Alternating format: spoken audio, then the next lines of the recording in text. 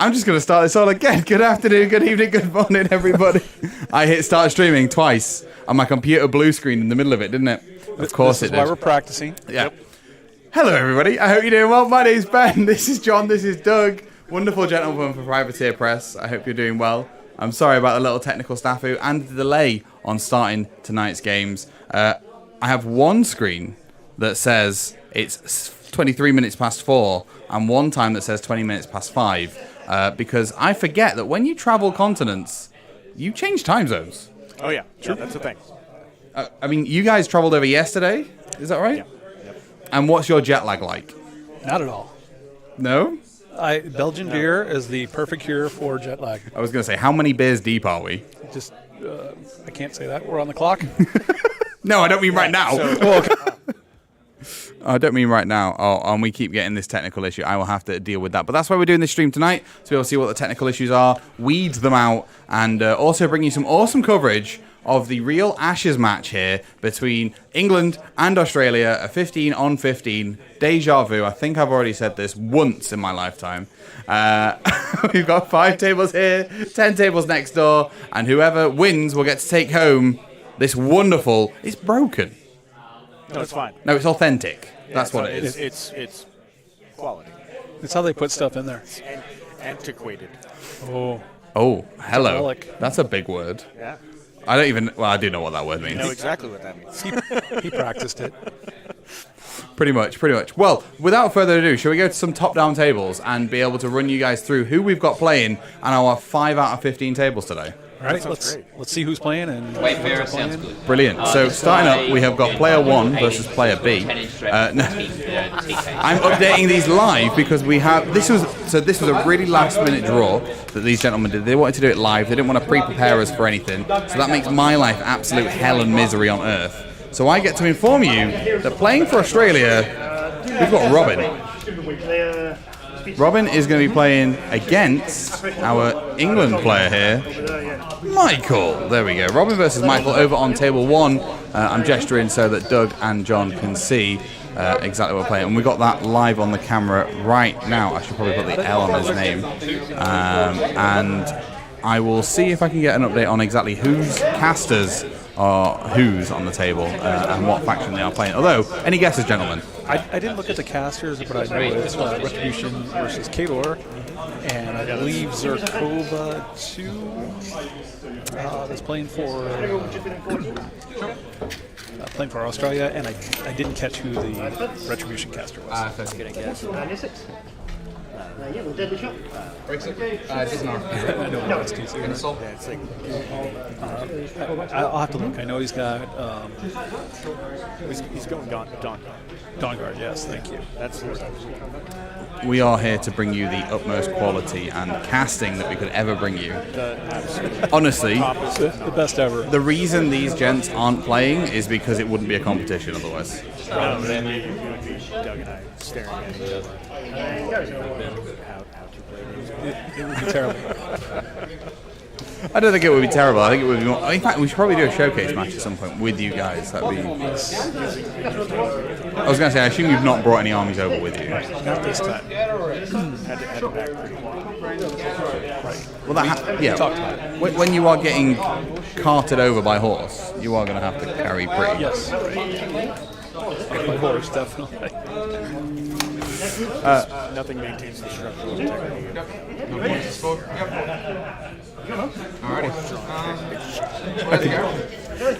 I can imagine you have to carry about 10 stocks worth of super glue there to be able to, to be able to cope with all of that rigmarole of them sloshing about. Just out of curiosity, gentlemen, because welcome to Dice and Ducks. Probably I should first and foremost say thank you. This is a channel that is mostly based around other war games, but we want to step into this market of Warmachine, which is why we're doing this. Happy to have you guys and be with you guys. Which is awesome. So, just out of curiosity, because there will be other players, other people in the channel that are watching that are brand new, can you just lay down the very basics of Warmachine for us? One of you. Oh, in fact, take it in turns. I'll vote who's best. They just got tough. I didn't know it was a No, not competition. trying to base race. Great. Sorry? No, North down. I'm I'll going be to use using an it. Yeah. epic Warcaster. All right, go for it. Okay, so Warmachine is based around the leader of your army, which is a Warcaster or a Warlock. And when you design your army, you have a certain number of points that you can use for your warjacks that are connected to your Warcaster, or in the case of beasts in the Hordes version of our game, which are compatible, your Warlock is connected to the beast, and they control them. And how they control them, there's a variety of spells that they can use. For simple game traps, there's buffs, there's debuffs, there's adjustments to movement, there's just a wide variety of combos that you can put together. And so the core of the game is based around your Warcaster and your Warjacks. And then you have additional things that you add. You have your infantry, what we call solos, which are kind of like a little like unique characters. Yeah, specialists or unique characters. And so you design your list based on a set number of points, and there's a scenario that you play for points. And even the thing about Warmachine is, even if you're in a position where you can't win that scenario, there's always the option of assassinating your opponent's Warcaster. And if your Warcaster goes down, the game is over. So you have got that ultimate win condition there by being able to take down your opponent's, I guess, prized piece. Right, and you have to be careful with that, because you could accidentally get your Warcaster a little too close, and your opponent puts together a good combination or something you weren't expected, a movement spell. Does Mage Sight let you see through views? You're caught off guard, and your caster dies, and that's the end of the game. So there's a lot of reason to be careful, but at the same time, your Warcaster is often your most powerful piece or your most strategic piece. So you still don't want to keep him too far back to be involved in the game. And there's such a variety of Warcasters that you have. Some are really good up close and in the thick of battle. Some are sitting back, buffing their troops. Some are sitting back, buffing the Warjacks. There's just such a variety that you can choose from. With Privateer has been making Warmachine for 25 years now, so the variety is just it's just unbelievable how many choices and options you have. All right, so you are definitely playing a bit chicken-egg situation there with your Warcaster. What comes first, death or destruction? Yeah, and sometimes the dice, the dice are still part of the game. So if your dice desert you when you think you're making that winning run, it's just part of the game. She was to You can spend. There's an economy system, Fury and Focus, where you can buy extra dice to increase those. You control your fate to some degree. But the dice are always a factor in games like this. Yeah, the chuckle there from John seems to be like you have some form of reminiscence about dice betraying you at some point, potentially. There's a reason I've migrated to card games the majority of the time, because I just can't roll dice. Honestly, I think I magnetize ones to their face of the earth. Like, they're just like, we need to show Ben all of the ones here. Dice and Ducks. Yeah. And my Twitter handle's even better. It's literally the one Ben Bailey, because all I do is roll ones. Okay, so I believe that. Okay. Oh, sorry, go on. I've been there many times where my dice have been betrayed. It definitely happens. I mean, that's one of the wonderful things about dice games, right? Is that you can play tactically out of your mind. You can play on another level, on another Earth, on another planet, and then next thing you know, all you're doing is rolling blanks and you can't do anything, and your dice just betray you, and it doesn't matter how well you positioned or played in some scenarios, you just end up losing the game because of that. But it happens. And that's why we love these games and hate them at the same time. It is, but it can also be mitigated, right? So you have certain decisions and placements that go into where is much more mitigated, so that you know my range of likely instead of the whole game. turn is starting, not allocating any. I will Boost damage by adding in that. I'll upkeep both spells, so I'll be on 6. If Maverick is damaged, does that do anything fancy? Yeah, so I mean, one of the things I always say is try and roll. You've got two choices to be able to win a game consistently. Try and roll as little dice as possible, and then try and roll as many dice as possible. I think they're the two options. For me, anyway, that's the only two ways that I either win a game. Roll nothing or roll everything. Yeah, I get it. There are players that are the best players in the world. So they understand the game. They play hundreds of games. So they truly understand the minor nuances, the major nuances. They understand everything about their armies, what they have to do, how to get that extra inch or two out of that charge. So we'll go with the Cold Riders. These guys are good. They're all very creative on how they do things. That's great. There it is. They're fun to watch. It looks weird. That's why I couldn't find it.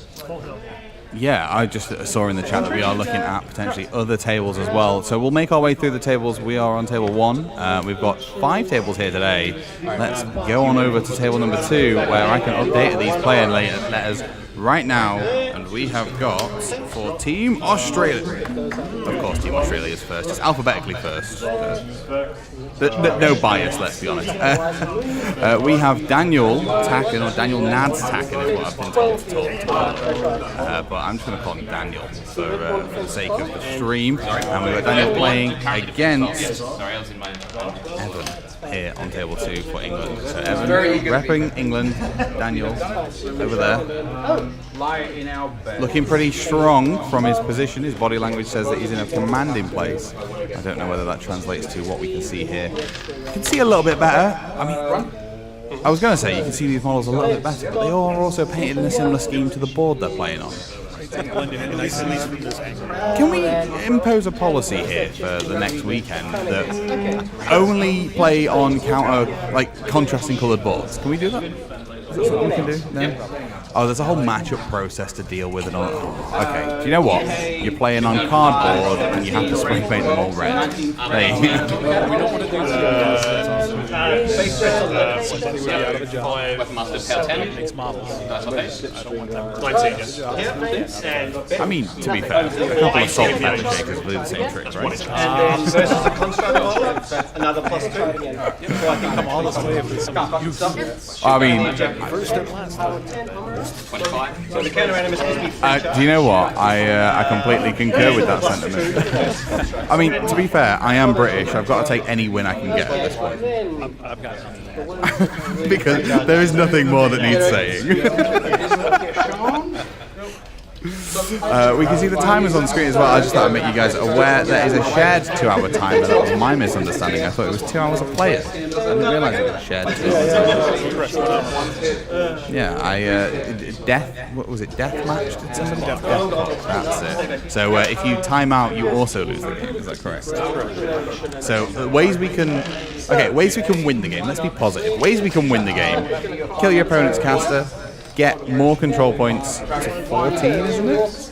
Or is it just depending on the scenario? Or clock your opponent out. They're the 3 ways that you can win. Is there anything else, cheeky secret missions or anything like that can happen with certain characters or casters or anything like that? There's always the good players always have tricks that they're going to play, that they're going to pull off that may or may not be expected, but most of these guys that is part of Warmachine. It is about coming up with a sneaky combo or catching them off guard. Yes, it's still going to end the same way. And there might be a set number of rounds for the scenario too. So at the end of those rounds, but at the end of those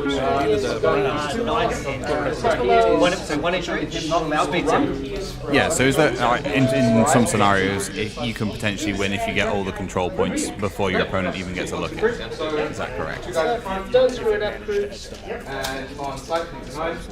I absolutely love the fact that there's multiple ways to win the game, and it's not just a case of you have one path to victory. Basically, there's multiple ways you can try and make your opponent potentially run down the clock in certain ways, make them roll a couple more saves on their, hits or whatever on their turn that they should not usually have to, but maybe you force them into a position where they should or think they should. Just take off. Yeah, that's it. Baiting. That's the word I was looking for. Chunking time down here and there to be able to sort of put that pressure on, make them make mistakes as well, because one of the things about a chess clock, which I love the fact that Warmachine is not based around it, but it's inherent to the game at this point, right? Competitive.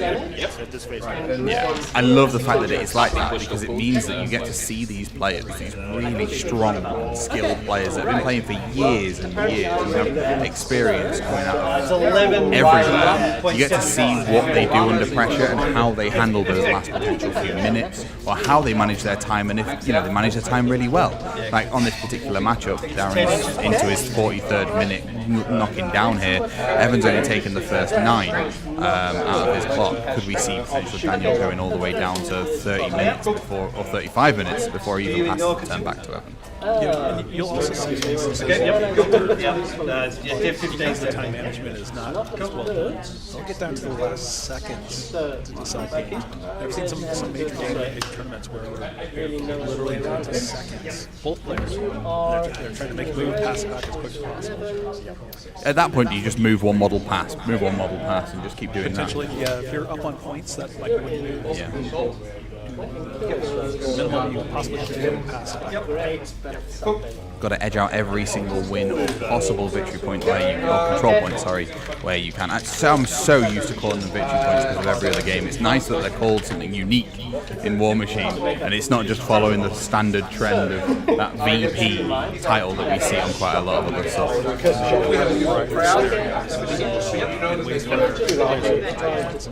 Some scenarios there are zones that have to be controlled by zone that has to be controlled by infantry. You have to get flagged by certain models. There's different ways that changes up the variety of scenarios we have. And so if you go, for example, you go on heavy mortars, that scenario happens to have 2 big zones that have to be controlled by infantry. You're putting yourself like this. Your trick to make the attack is melee attacks only, isn't it? Yeah, I've just seen some interest coming in from the other tables that we've got going on here. We are only seeing 40% of the field so far with table 1 and table 2. I'm going to take us straight to table 3 if that's all right, gentlemen. Yeah, let's do it. Where we can see our Team Australia representative is Alex Glavis. I'm going to just update this to say Alex because that is their name. And then we are representing England. We have Ryan Wilmot here. Rocking some absolutely gorgeous models, both of these players. Sorry, I'm just looking at them from our angle that we've got here.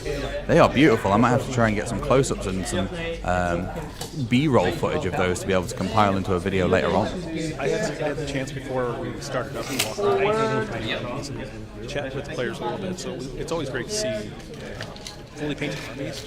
And in this case, everybody has put a lot of time into these models. They look good. They're Morris, you said, has stealth bits. It's always good to see that.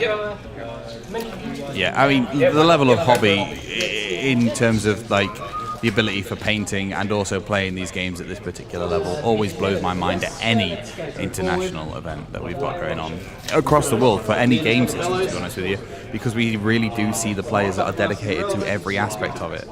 They put the hours in, they put the reps in to get these wins going on the board, to get these games in, to figure out what does and doesn't work. And then they sit at their hobby desk in an evening and just absolutely smash out some glorious looking miniatures.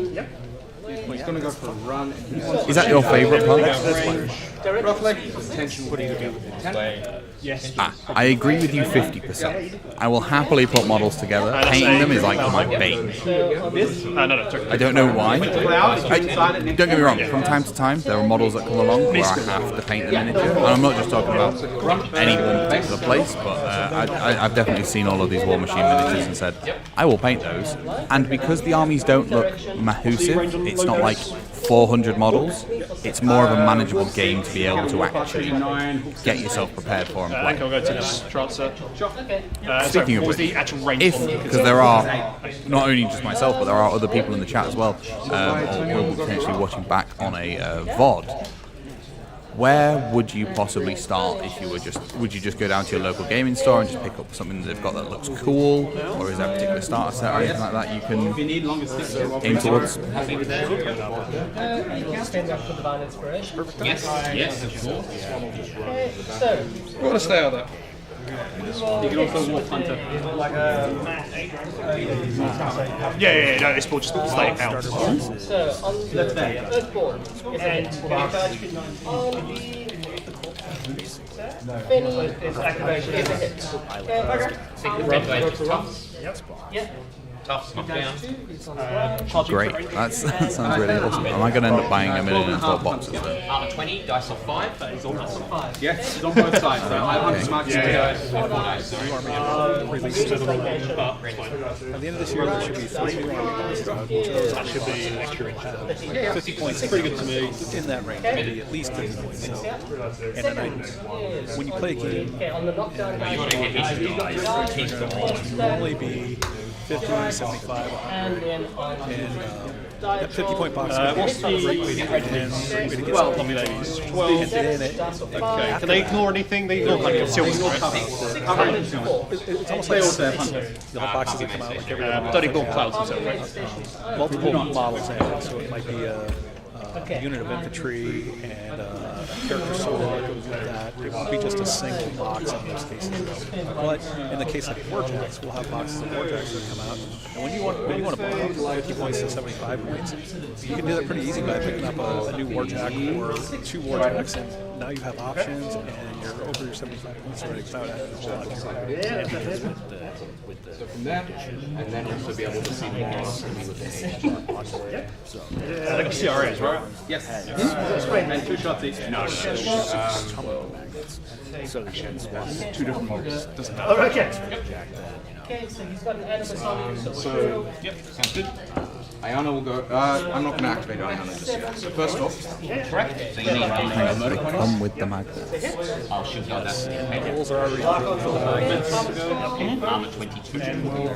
Nothing, cool. Second shot.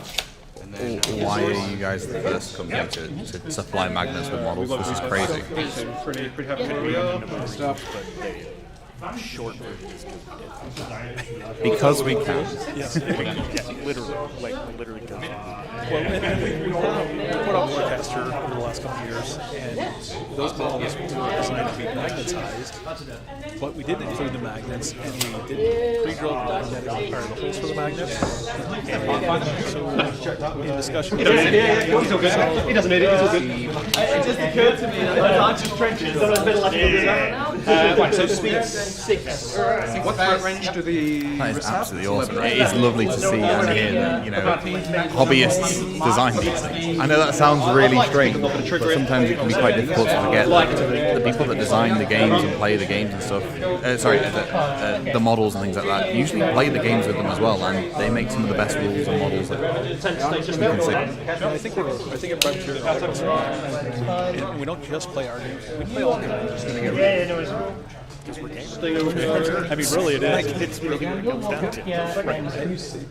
When I was working in the studio, you could walk by anybody's desk, and there's 2 or 3 games. People are working on models in their free time. They're working on our models, or just they're modding our models, painting, or they're playing games at lunch. Which is absolutely perfect. Definitely an inviting hostile environment. That's not what I was going to say at all. It's an inviting. Do you know what? I have been up since 2 a.m. this morning. In fact, no, I've been up since 2 a.m. yesterday morning, and I just haven't slept. Anyway, table 4, gentlemen. Right. While you're jumping to table 4, we see we're not going to chat you up. Austin, I appreciate you being there. I know I've talked to you online a number of times and some comments, so I appreciate you being here. And then Simon, you're making some suggestions. Oh, well, this guy's like onto this, well, I like the other guys. And that was like, okay. Yeah, we played with guys. We've got some players with us. Give away, which is really cool. Obviously, So, 11-inch bricks. So maybe Do we know who won last year? As far as I'm aware, they didn't even know who won last year. Sounds like a good event. I think it was a case of they probably had one too many beers afterwards, and just somebody forgot completely. Well, yes, I'm surprised. I mean, there is some wonderful golden ale on the table, and I'm very jealous and would like to just reach over and crack on.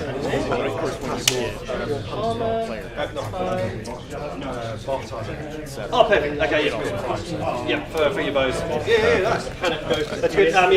Just to back off Simon's feedback there, I really do appreciate it. Obviously, this is the first time I have streamed anything Warmachine, and tomorrow's stream does have over 250 players entered into a database that is we're gonna be able to capture and automate all of the matchups and things like that. So all the information will be on screen. We'll be able to see players' casters, their themes, their factions, all of that sort of stuff will be readily available. We won't just see a control point number, we won't just see a time, and we won't see just see a name. We'll be able to see a bit more information about all of that sort of stuff going on. And it will be coming on tomorrow and on Sunday. But it was, as John said, it was a bit of a last-minute matchups today. And when they you should have seen my face. When they went, oh, it's not a 5-on-5 like the rest of the week, it's a 15-on-15. I was like, how am I supposed to fudge my databases to make this work now? Yeah, but just go that tree one. He's one of the He's a little bit tree one, which makes sense because it's 3 teams. Right. 3 5 Normally 4 men. I got a team of 5. It's another team of 5. Oh, yeah. All right. Very live scenario for you. Yeah, let's do that. Lucas is universe. Thank you. Maintenance phase actions. We're going to get these. So, upkeep. So we're still control phase. Speaking of ashes and earning things, how much money do I have to earn? I want that dragon. Sorry, I'm just looking at this absolutely gorgeously, stunningly painted model here from... oh, who's on table 2? Let's just get back to table 2 really quickly. We've got Daniel versus Emma on table 2.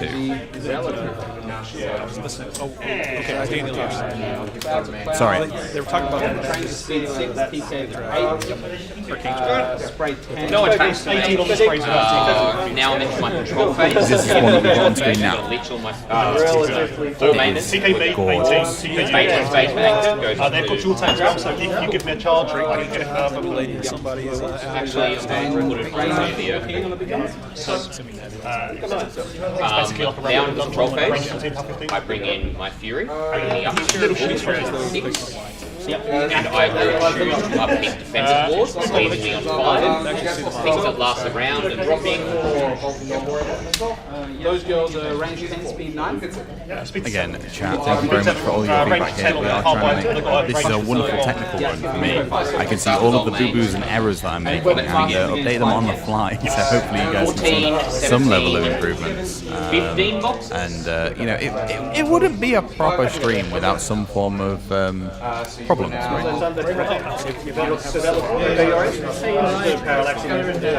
Yes. I mean, I've got the axe up, so I can't really... do you have any sources of overtake, sidestep, nothing? Chaos Spawn game in the man, the myth, the legend that is going to show up at some point. Go to there. Bless him, he's had a bit of a difficult time getting here today, but thank you very much, Dan, for bringing us here. Bringing myself here, along with all of my gear in the back of a Vauxhall Corsa, genuinely look like a clown car. Getting it in. Hits. Boost damage because I don't want you to die. I want you to die, sorry. Kills. Wonderful, thank you for that. That's the range one. Oh, okay, yeah. That's mine. I like the Korea. So your set of stones is 1, 2, 3, 4. You are. Yep, and then those ones are back there. Sorry, I just thought it was... And this is why I typically bring in actual otherwise, I would Thank you very much for creating a game to allow us to be able to do it. It is, you know, it's all well and good saying that we've done the work to bring it to the table, bring it to the screens, but it all starts with the game.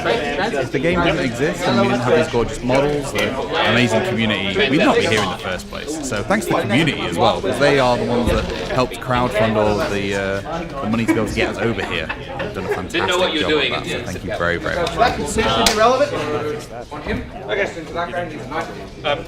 Could, although I don't think you're going to land in the trench if you're looking for that one. We're going to get a run charge from the champion. Facing that. Strength, so we're looking for in here, he's good. I'm not going to give anything away, but I saw it and I want it. I don't think there's any other way to say it. It's the first time I saw it. Rat, 7 on it? Yep, so that's there, so 12 inches. Factions. Cool, Someone couple of that. decided they not allowed to play the game. Alright, Felix, It's awesome. You occasionally realise. I can tell you, sorry, I can tell you that they're going to enjoy it, and it's going to be awesome. Yeah, that's to see basically their what it's faces about. when they receive it, whoever receives So it. 3.5. Because I mean, any of the people that are here, there are hundreds of people here for this event. We've got 250 players, 50 teams of 5 here in the team championships that are happening, and I believe there's another 60 players in the singles. On so I need 7. So base rat 7. That is a double 1. 7. Oh, you want me to take this?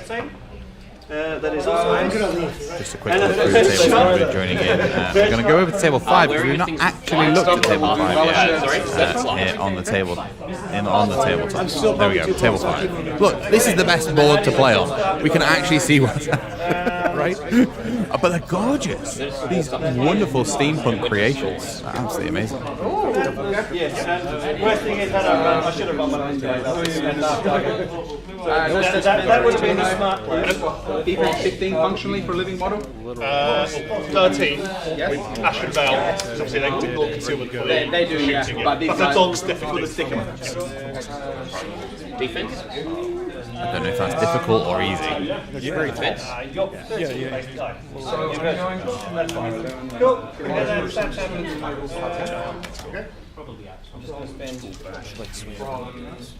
Should knock the models off the table to see how fast.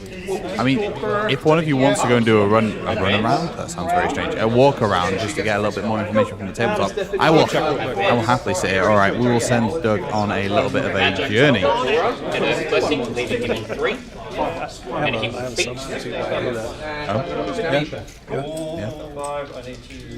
Oh dear. Oh no. Oh no. 14 when this guy is within 5 inches of him. We are tag teaming here. Doug is going to be able to go and get us some information. This is the Canadian version of me. Yeah. For some reason this guy's speedy. Right, we're going to swap Doug over for the Canadian version of Doug. Is that the budget version of Doug or the improved version? There is nothing more budget than Doug. No, sorry. I am going to very slowly I call the drummer and after unmute yourself, and you can introduce yourself to the stream. Yes. Hey, how's it going? Yep. You know what I'm I'm very well. You are Corey, and you will hail from the wonderful land of Canada, the Great White North. Wow. Okay. Then You got to whack the A in there, else it just doesn't work. It's not quite the don't have same. many Is it? warrior models.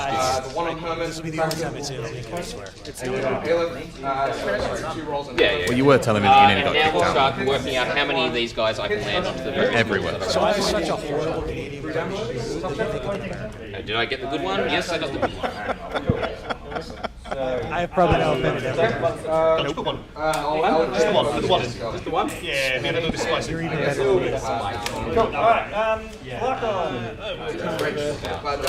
Sorry, we are just trying to get. Well, do you know what? This is more archaic. This is one of those stone tablet and chisel situations. So, Corey, Warmachine. How long you played? I started playing Warmachine. So it's everything on them now that I really want. They And by my very rough maths, that's nearly 2 editions. In a couple. I bought models. So he'll go as high as he can without losing the lead. Going that way. I'm going to stay about there. Just confirm that. No, 11 with my mini feet. Ah, right, 11. Yeah. So I just don't want to make you happy. Thank you. Like that, so just outside. We'll do the same with this one. Going that far. You look very zen 2 inch melee while you're doing this. They're one and the same thing, aren't they? I'm just gonna say you're right. Yeah, I'm just gonna say you're right. I would assume I started about 9. So, what? And have you ever looked back? Fury. No, Sorry, that was figuratively, not literally. Like, we all look back sometimes. No, my neck hurts. I can't. Oh, It's so okay. comfortable. I have to strip my whole body, and I am lazy. Get another run. I'm a one-directional person. Forward, only forward. That must be useful in a game like Warmachine, though, sometimes. But also, I guess, to detriment if you just throw your caster in the middle of the field. Here. Sure. Yes, I just put all this roll dice. You just have some fun and drink some beer. If you roll good, you win. The big man himself. That's how you win. Run around. Isn't that any game ever? With dice. Except Yahtzee, Alright, you need 5 the one attacks. sometimes. Sorry, let me get rid of the proxy base. It's done for this one. I've never played. First initial. I've never played Yahtzee. Hits, power 15, Oh, whoa, hang weapon on. master, Whoa, cap whoa, whoa. 14, weapon master, dice off. Okay, right. That's it. We're no longer doing the War Machine Team Championship. take Now the 13 Yahtzee damage Team to the floor. Championship. My dice are all this winning guy 5s here and 6s. Hits. Do you even know how Yahtzee's played? No. Sure. Do you know? Yeah, that is another Oh, you do. I see. 13 to 5. Next one. Is that the only game you don't even really know how to play War Machine. You just rock up and roll some dice. Is that what you're telling me? Brilliant. Current scores or some control points that we've got going on. That was. For hits on weapons. Sure. It's basically her gun. It's numbers. Disappear though. She can go Got left in So, there. anyway, what's your favourite faction, or I guess caster team? That's fine.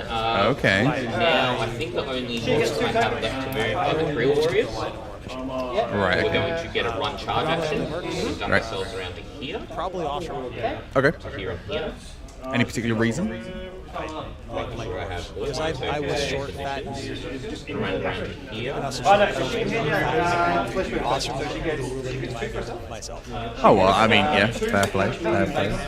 larger currently available. So, yep, Always had a soft spot for Dutch. So I get 8 tokens. Then they can go on.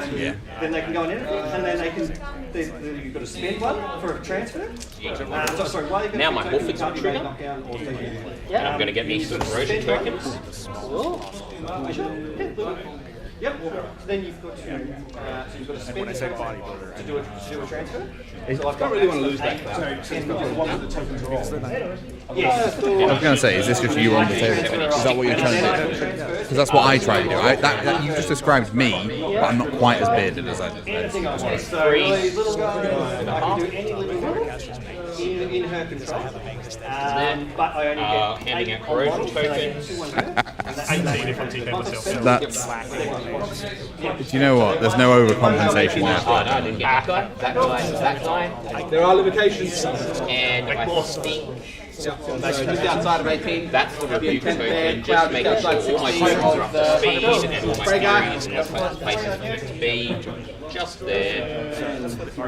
Anchored there. Way different. That is me. I genuinely thought that he just hadn't gone to the toilet properly. And it was like an adult nappy, if you like. That may be true. I've never done that since checking.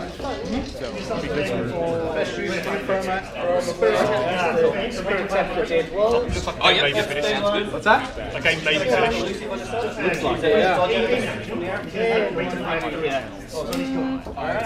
So what is Maddie's based on?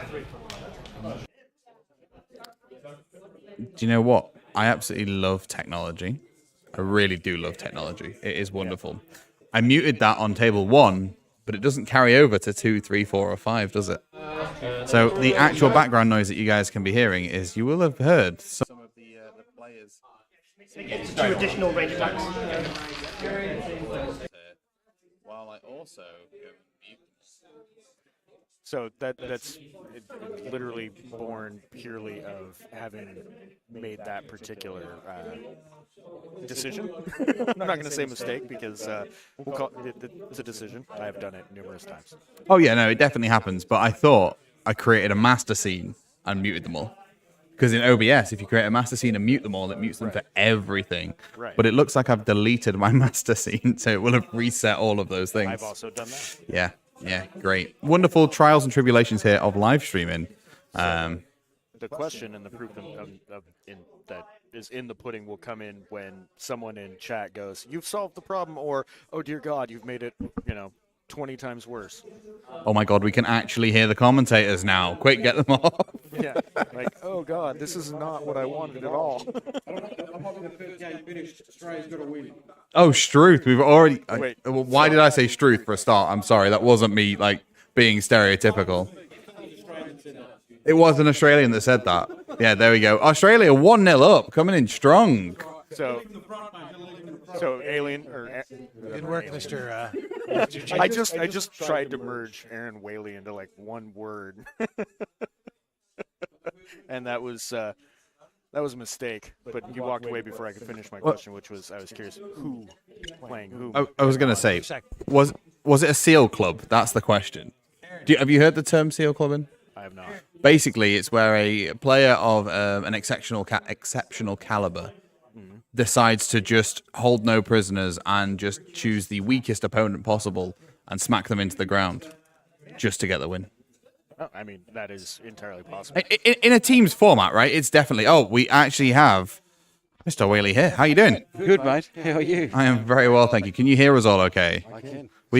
Hot seat in here. Doug's not even here. He's given up. That's it. He's going home. He's on the next flight. He's got a notepad in his hand, so apparently he's getting some kind of information. So, Aaron, you were mentioning the game over there. Australia's up 1-0 so far. Which game was it? Who was playing what? It was me. It was Deathjack. Kachev Deathjack 2 versus Fiora 3. Okay. So the Infernals, Hearts of Darkness versus Crix, and he unfortunately spent all his focus when he was supposed to fire step her away, and then he was standing directly in front of my whole army. So it was a quick game. I think there's a few nerves involved, and yeah, so it was. I was quite fortunate from my point of view. And, nerves? Why would there be any nerves? Well, involved? it was his first WTC. So, and what majestic creature decided that they should play you for their first game? It's all random. It's all random. It's all random. As I was saying before, no one wants to give any tech away, so it's all just random. You can't see the air quotes. There are copious amounts of air quotes around this word random right now. That's exactly right. I was the second last name drawn out of the bag, so we just do a random draw. And yes, but yeah, it's good obviously to get a win. And now it was, I got to confess, last Ashes that we did, which was in 2018, we actually lost. The Australian team lost, but okay, there's the answer to the question we had before. But I didn't actually bring the trophy with me, so I couldn't actually present it to them. So bad me. And then obviously we didn't make it 2019. COVID happened. Yeah. So yeah, I mean, England are currently the rightful holders of the Ashes, but hopefully the lads can win 7 more games and we can bring it home. So. Yeah, it must be really good to get that first win up on the board and just give that team that lead. Do they get informed that they've got that win, absolutely. Or do you just absolutely? I just went into the other room, the other 10 games or 9 games happening, and just give them a big thumbs up, let them know that we got the win. Is that where all the shrieking and wailing came from? Then? Absolutely, okay. absolutely. Got it. So, I thought Doug got somewhere he shouldn't have been. No, he's still got the clipboard looking very official. Yeah, he is. Looks like we've got 2 others here. Brian, did you win or? Oh no. We've evened up 1-1 now. 1-1. Oh no. There we go. It must be quite nice though. I reckon this is going to be quite a nail biting sort of thing. We're going to get a 2-1, then a 2-2, a 3-1, and then a 3-2, 3-3. That's ideal for good TV, right? Yeah, and we're going to be here all night, but I've got dinner and beer to have. So, and that's why we started at 5 o'clock, right? Absolutely. So we should all be done by 7:30, and then we're going to have a great dinner and a couple of beers and settle the nerves for the big dance tomorrow. Yeah, I was going to say, did you finish your game super early just so you can go and get absolutely crunk? No. Everyone who knows me, that's not my style. Maybe if we're fortunate enough to win, it's going to be tough. But if we can fortunately win, we might have a few beers on Sunday night. But I'll be quiet night tonight, in bed nice and early, and get ready for tomorrow. Oh, you got to give your team the best possible start that you can tomorrow, so that you can hopefully take home the gold on Sunday. Let's hope so. Yeah, let's hope so. There's plenty of awesome teams, and great obviously for us to be back in it. We're very much looking forward to it. So it'll be a great weekend. Any team you're particularly scared of for going against at all? I say scared of. Let me go with apprehensive to play against. We're not apprehensive to play against anyone, but we respect every team. There is a couple. We have a very wonderful rivalry with the Canadians and a very wonderful rivalry with the Polish. So this is my 5th WTC, and I think every WTC I have been to, I've played either Poland or Canada, and in most of them I've played Poland and Canada. So I'm expecting along the way we will run into them. It's a sign of a good player when the first words out of your mouth after my very leading question was, I respect all the teams. Absolutely. You know, I because do. one, you give nothing away. Two, you actually give every player the respect that they deserve, and that's really good. Absolutely, absolutely. And the thing about obviously coming all this way, you make lifelong friends playing Warmachine, and you know that's obviously for us. It's such a big trip to come out, but it's amazing. We have a fun weekend. As I said before, it's been 4 years since I've seen some of these people, so it's just exciting to come out here. And I mean, for us, you got to remember too, regardless of the result, we're here to have fun. We're here to enjoy it. I think we put too much pressure on ourselves if we say it's only a successful trip if we win. That's not realistic. We're playing a dice game, so sometimes you can have the best plan and the dice say no. But also too, I just think it's people can kind of overshadow the enjoyment and the experience by putting it all on if you win or lose. Don't get me wrong. I'm sure everyone's going to, give it their 100%, give it their best shot, and just, see where it all falls out. And hopefully, if a couple of things go your way and you're lucky, you might find yourself, winning. So. On that note, I think we should get Corey back in here. So yeah, that's. But that speaks to my point that I was making, or poorly trying to make earlier, is that one of the reasons that I love these types of events, the Iron Gauntlet and various other ones that happen infrequently or at least once a year, everyone shows up and they're there, obviously, to have a really good, strong set of games in a competitive format that does allow for that mutual respect, the fact that everyone's going to go drink beers and have dinner later and hang out. Absolutely. Right? Absolutely. And you mentioned, seeing friends that you only get to see once, maybe twice a year. Well, absolutely. I mean, this guy here. Just people that are running around without pants. Well, and that's probably another reason why I love him too. But, but that's just one in many people, as I said, as I said before, you're lifelong friends that you've met through this game, travel the world, been fortunate enough. Yep. Me particular traveled. And, you haven't won them all. But it's not about, in my opinion, it's not about the final result. It's about the journey and making those lifelong friends and those experiences and those memories and all those good things that come with it. Because at the end of the day, we're playing a game of what we call back home toy soldiers, Mm-hmm. and this is our hobby. It's got to be fun. This is why we do it. And we don't want it to be too stressful. And I mean, don't get me wrong. I'm not suggesting that people haven't got a lot invested in it. Those that have people invested in it, but at the end of the day, we've got to remember some of us are very fortunate enough to be here and enjoy the opportunity when we can. Warmachine truly is a catalyst for lifelong friends and awesome hobby. Thank you so much for joining us, and congratulations on your win. Thanll you, guys. And thanks, Aaron. I'll go and cheer up the boys and see if we can get a few more wins along the way. Yeah, let's see what we can do. Thank you very much for joining us. Cheers. All right, then. It's just you and me for now. For a very brief moment, looks like we've got Corey coming back in that hot seat. Sorry, I had to stop and hug Aaron. Yeah, no worries. Swapping out temporarily for Doug. Yeah, we'll do a little switcheroo here. We will swap John for Doug. Corey's back on the deck. You might as well just not play it this weekend and just join me. My team would be very disappointed. I'll tell you what, just roll a dice. On a 4-up, you win the match. And then you can join me. But my dice are weighted. That means I'll win every match. Perfect. How is that not how is that a problem right now? Because I like fair games. Oh, okay. That's why I have weighted dice. Yeah. Do you have weighted dice so that you have the fair chance at winning every time? I'm such a dumber, worse player than everyone else. I need that as an advantage. I agree. Thanks, Doug. Do you know, I just said about Warmachine being a wonderful catalyst for friends and journeys and, growth, and then you two just come along and just prove my point entirely. I think Corey and I always got along well when we would meet at a con or something like that. And then we started doing some online gaming together during COVID, and we were talking earlier how it kind of kept us sane, being able to spend that time with somebody. So, on the personal growth thing, yeah. By the way, if I didn't have you during COVID, I don't know if I'd be here. I would have completely melted down. I didn't want that. So, and we spent a lot of time playing games. It was a good time, just BSing and shooting stuff up. But yeah, I mean, it kind of helped me too, because I work at home. I work alone, so I was still working, but I wasn't getting out and seeing anybody at all.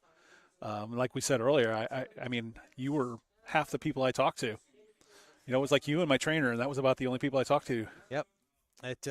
Me also. I had a boss I checked in with, but like I drive truck for a living, right? So Right. I'm independent on my own, gone for 5-6 days at a time, and then back for 5-6. Yeah. So yeah, that game time was it's good lifesaver for me, I think too. I'll share a story. So when COVID ended in Canada, our highways, I don't know if you knew what happened to the highway, the Coquihalla in BC.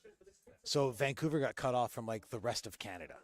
And all my friends are in Vancouver. COVID ends and I want to travel and go see my friends. I'm like, oh, I'll just buy a plane ticket, fly down. So I went to Kelowna, went to go to get on a plane, walked into the airport, had a total panic attack. Oh, no kidding.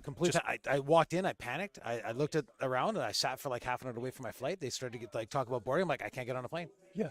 Had a complete honestly complete breakdown. No, had to believe leave it. the airport, was standing outside like hyperventilating. Wow. Would have had to go back through security. I'm like, I can't go through security. I can't stand in line. It's like a loss of the ability to socialize. Yeah, so I went home, drove back home. Like, I can't go to Vancouver. I can't go see my friends. Like, wow. I don't know. And then it was driving to events that I could see people at. That was like, okay, now I'm more comfortable. I'm more surrounded by my friends in this game shop. And then I was able to expand those short trips to go. Like, I went to once the highway opened up and I could drive to Vancouver. Was going to Vancouver, seeing bigger groups, and now flying here. I had a bit of anxiety, but I planned my trip so that I went to Toronto and then flew it with my team. Yeah. So okay. my wife came with me, and it was tough. Like, this was hard for both of us. But without this hobby, I don't know what I'd have done to recover after COVID. Well, that's good, because I mean, obviously, I don't want anything to happen to you, because you're one of my friends, and I like talking to you or swapping stories or pictures or talking sports or whatever it is we're throwing out there. You like talking to me now, Corey, pre-Warmachine? Yeah. Totally different person. Well, okay. Oh, pre-Warmachine. Pre-Warmachine. Totally Okay. different Yes, person. I was not a good person before I started playing Warmachine. It was Okay. actually the Warmachine community that pushed me and drove me to you can't say that, or you need to be. And it was good players in the community, like guys like Chris Dancox and Aaron Whale, and some of those guys you look up to. Like, okay, well, I need to be a better person on top of being a competitive player. Yeah, that's good. Right? So you're surrounding yourself with people that in a way you look up to. So 100%. There's a lot of people in this community I look up to as just good people. Like, Yeah. I've never done or been around anything as inclusive as this game. Right. And this community. Yeah, that's good. And I mean, I kind of feel the same way about the community. There's so many friends that I've made in so many different cities and parts of the world. I mean, like this weekend, there's a lot of people I've never met that I've talked to numerous times, on top of being able to see with COVID people that I haven't seen in a couple of years. I mean, you and I haven't seen each other in since the last lock and load, because I missed the Warfare weekend. Yeah, and we would see each other at Warfare Weekend also when you would come down. So I was at least getting to see you a couple times a year. But that's. I don't travel as much as some other players, but I'm pretty traveled when it comes to Warmachine. Right. Yeah. Absolutely. And I mean, luckily I get to travel on the travel. Isn't it funny that we get to travel for Toy Soldiers? It is. I only get to travel for Toy Soldiers because my wife is amazing. She is. I talked to her. In fact, while you were talking earlier on this broadcast, I was chatting it up with your wife, and she was giving me the details on your flight in and the delays that you had, and how long it took, and you had a trip. I will actually. I spend more time flying and traveling, like flying or staying in the airport, than I'll spend playing Warmachine this weekend. Yeah, I believe that. Yep. It sounded like it wasn't an easy flight. What'd you say? BC, Calgary, Toronto. I live in Kamloops, BC, which is 3.5 hours from Vancouver. So we have to take an hour-long flight to a real airport, because a town of like 90,000 people. Yeah. So we take an hour-long flight to a real airport, and then we take to go to Toronto from Calgary. It's another 3.5 hours. Okay. And we were pretty lucky. So Yeah. our flight got delayed leaving Kamloops, so we were in Kamloops for 40 minutes before our flight, an hour on the plane, and then it was only 20 minutes because they were actually boarding the plane in Calgary when we walked in, and our gates were side by side, so we walked through and walked right back out. And then the flight to Toronto's 3.5, 3:45, so you're there for about 4 hours. Like, it took about 8 hours, 7 or 8 hours. Oh, oops. It took about 7 or 8 hours to actually get out here. Go ahead. Wow. I've got a couple Australians coming up to me. Hang on a second. Yeah. I'm going to add a I'm adding a new guest. I just swapped out Corey for the great, the legendary, Potsy just left. the most well-known War Machine player in Australia, James Morehouse. That's very kind of you. Thanks for having me, Doug. It's all true, right? But Potsy's not on the camera, so. Oh, and so it looks like you and Potsy both just finished games? We did. How did they go? Good. So, personally, I got a little win with Wormwood over Dean playing Vale 1, the new and improved Vale 1. Okay, good. Which was exciting. And I think Potsy, unfortunately, Potsy went down. Potsy went down? But I don't know what the matchup was. Pots, what was the matchup? It was Tanith and versus Rasheth. Right, and now that took 2 players from England to beat just Potsy, right? They had a 2-on-1 game. Yeah. I think so. That's how legends are born. That's what the training is like in Australia. Yeah, right. You got to do 2-on-1. It's kind of like, when you see the little kid playing a bunch of grandmasters in chess, and then they lose every game. But it's good for spirit. Good to beat them up early. Of course. So, James, since I have you on here and we're just kind of doing a test run today, how long did it take you and your team to get here? Personally, I counted 32 hours door to door, and that was a good run. That is a dedication. That was a great run, actually. I've done recently. I had a 55-hour earlier this year. That was an absolute nightmare. We got delayed, and a poor Brazilian next to me was at 3 days of traveling. Oh, but no. 32 hours, and that's partially because I live in not a major city. Okay. I live in the capital of Australia, but it's not one of the big 5 cities. Okay. So you're some of the others are in the high 20s. Right.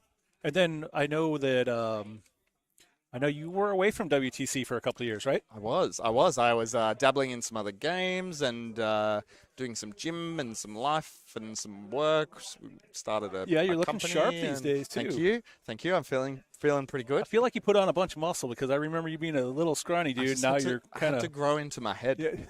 My giant noggin. Yeah. Or the hairstyle. You always have the nice hairstyle. You got that flow going. Kind of like if an NSYNC member just got lost for a couple of decades. You're the down under version.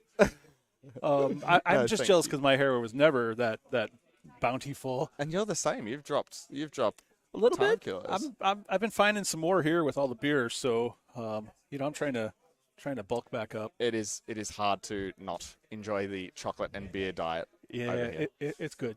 So how is so Australia has 3 teams here this year, right? We do. We have if I can. Maybe I can spin around. The Frilled Neck Lizards. The Frilled Neck Lizards, which is my team. Oh, I like that one. Which is, this art is actually from Florian from 3 years ago for the cancelled WTCs. Right. So we finally got it out there. We're the Frilled Neck Lizards, which is myself, Aaron Whale, Jack Ding, Chris Davies, and Peter Bates. Okay. That sounds like a pretty good team. It's a great team. Yeah. Lovely bunch of guys as well. Our theme song is Stand By Me as well. We decided. Okay. So we've got each other's backs. So that song is going to play when you guys walk into the room. Is that? No, that's Thunderstrike AC/DC. Okay. That's better. You guys are going to fly in. I want to see you with a boombox as you walk in. Oh yeah. Microphone, just mic drop every. Yeah, got it. That can happen. You could do it. We could do that. I think I've got a spare. We have two other teams, and which is the best of the 3? That's a rude question. Are we? I mean, I'm putting you on the spot to try to get you in trouble. Look, we're all good at different things. Which one's good at Warmachine, though? Honestly, it's a really, really strong bunch of guys. We have some guys who've never been before, some guys who've been 5 times or so, and everywhere in between. Yeah, I'm mostly messing with you when I ask that question. I'm just trying to get you in trouble a little bit. I know. I know my experience with the players from Australia has been nothing but great. Whether it's been just a visit from guys like Andrew this August at Gen Con, the Australian players wherever I'm at, they always come by and say hi. And whether it was seeing you at Lock and Load or whatever the situation was, I've had nothing but great experience with you guys. So I'm happy to. I'm actually kind of thrilled to be here, not only with all the players here, but seeing you again and seeing some of the Australian players back at it. It's kind of, and ditto for PP. Sending you over. He's such a great representative of the organisation. Oh, thank you. The Aussies have a lot of love for PP, and we're pretty excited for I believe that. I like I said, as many conversations I've had with you guys, it's always been a positive experience, and So Yeah, thanks, man. they're definitely one of the stronger supporters of us. I see Steve Dilstra in the chat, my protege. Thanks, mate. Just running your list that I wrote for you that you wrote for me. Nice. Thank you. Doing my best. But we have two other teams as well, just really quickly. We've got the Magpies and the Sweeping Magpies and the Blue-Ringed Octopus, which is an octopus in Australia that will kill you if you let it near you. But it shortens to Bro, and the team Bro. So I like that. And when I was looking over some of the teams and the team names and stuff, one of my comments was the pet I want the most is the blue-ringed octopus. Though I am familiar that it's not a good pet to have. You really don't. No, I don't. I've seen where they'll sell a blue-ringed octopus in stores in the U.S., not realizing what it is. That somebody's imported and they're just, I'm getting an octopus. That's not the one you want. So that's usually on the news is why I saw that, but. Yes, so I don't know what to say. Like every second animal in Australia will kill you. So well, that's the truth, isn't it? I can't believe you guys are doing that, but that's all right. Somebody's always up to something bad. So yeah, we've got 5 of the games on stream happening. Awesome. Right, we're working through it. I don't know the full standings right now, but last I saw, I think it was 3-3 maybe. Ooh, wow, they came in pretty quick last time I was here. I just nipped out to go and I may have missed a couple. Sort the players out. There was a 1-1 situation. Have we really ramped up to 3-3 already? Yeah, Screw. James won, Potsy lost. And I had That's all I know for sure. Yes. Congratulations. Still a tie. Pro tech. It's a 2-1 in your heart, and that we can end it there, right? We can just finish it. All 5 games in here are still going, and I know those 3 are done. So I can go and run and check on the other room and come back if you'd like. If you want to do a quick report for us, I can do that. All right. I can also send John. It's up to you. Oh yeah, send some pleb. no, John's cool. John's not going to go do that. No, I'm just kidding. Oh, that's PP John. Awesome. Yeah, that's our John. Okay, cool. I'm connecting the dots. I've been out of the game for so long. I just don't know. Yeah. Jan. Two of us here. Jan. That's it. Can you see what the other matchups are? We're sending convention coordinator John over to the other room to see how the games are going. And this is such a great setup. Dice and Ducks. Awesome. Right. How much have they helped us with coming over to broadcast some Warmachine games, some WTC games? We've got the 5 games this evening, and then we've got 12? Wait, hang on. What's 12? 6? Maths. 30 games, potentially, tomorrow and Sunday. 6 rounds, possibly. Yeah, possibly 6 rounds. Minimum 25 games. Minimum, yep. Right. Potentially 30 games this weekend we're going to be commentating over. Ooh, that's a lot of banter. Yeah, I mean, admittedly, we've got 5 going on at a time, which makes it a little bit, easier. And when games can, sometimes take a little bit of time, it helps to be able to switch to a different table. Just, I don't know, let's say this. Yes, that's probably a good plan. I should learn to do that in case you have to take a break or something. Yeah, absolutely fine. All you got to do is click the table you want, and there you go. You're right. Okay. Nice So if and I just simple. wanted to put myself on the screen, I click myself. Nice. Just had another win come in for Australia from Chris Davies. So hang Beautiful. on, John, what have we got? 3-2 is the official scoreline. The Aussies are up. Chris, myself, and Awaley with a win. I'm telling you, this is going to be a back and forth. I reckon there's going to be a 3-3. Apologies. You're right, and then there's going to be a 4-3, and then a 4-4. It's got the makings of a real nail biter, this, to be able to go to that last round. Maybe it comes down to the last game. It often does. And then it'll just be down to a clock because somebody forgot to tap it back over or something. I've noticed 2 interesting phenomena so far. Number 1, because this is not the first round of the WTC, lots of spies trying to get a little bit of extra information, specifically American spies.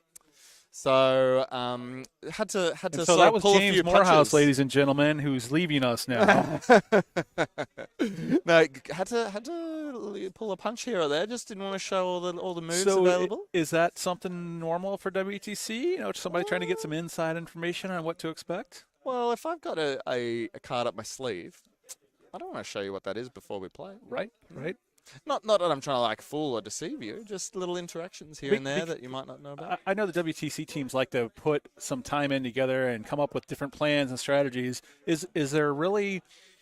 So in a normal Warmachine game, you pick what you want to play, but in a format like WTC with 5 teams, is there certain armies that you say, well, we want to bring this army in case we run into a certain other army. Absolutely. And how do you guys decide that? You just talk about what's hot, what's not? Yeah, I mean, there's a ton of different methods that anyone can use. You can play what you're comfortable with. You can analyze the whole meta. But it's been an interesting process over the last 2 years with COVID.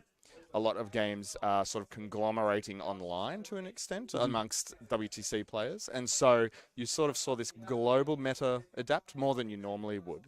But then countries like Denmark, who decided very early, actually, no more COVID, thank you, we don't believe in that, went to playing in person, 18 months ago. Right. Sort of develop in isolation. So you've seen these little metas come out of the woodworks where they might decide that a caster that no one has thought about for a long time is actually the real hotness. So it will be interesting over the weekend to determine who is the most advanced in the meta cycle, and if that's a pro or a con for them. Right. So are you thinking Denmark has a leg up right now? I've noticed Denmark and France very, what I would say, off meta lists. Nice. Yeah. So I'm going to put you on the spot again. Yeah. I'm sure one of the Australian teams is going to win, of course, because why wouldn't they? But Don't put the muzzle on us. If Australia did not win, who do you think takes it home? If your three teams aren't here, who takes it home? I'll list a couple, and then I'll call one out specifically. Sure, and tell me why you might think so. The Canadians, they work really hard. Yeah.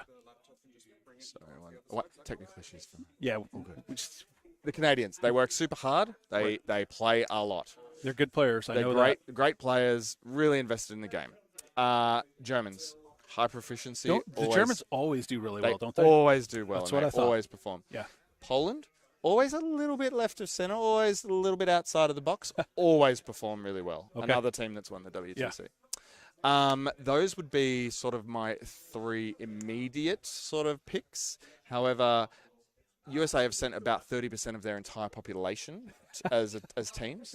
So I think, look, by sheer force, you're a good chance. Right. Okay, that's fair. And so, what about a sleeper pick? Who's a team that you're like they could really get somebody this year? Good question. England have a couple of dark horse lists. Some of a team that always does well, again, always sort of in the top 5 to 10, but and have definitely podiumed before, but always a dark horse. Okay. France. Oh, France. Okay. Yeah. And we have a comment in chat that was asking who's on comms.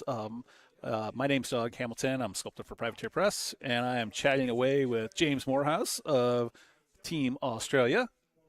And then we have Ben here, who is just kind of making sure everything works and keeping us in line. I'm just a glorified babysitter at this point, pretty much. Somebody needs to be sober. We need that. We need that drastically. Look, if anybody at Privateer headquarters is listening, we are still sober. Oh, no, sorry. Yeah, everybody but the real adults in the building are absolutely sober.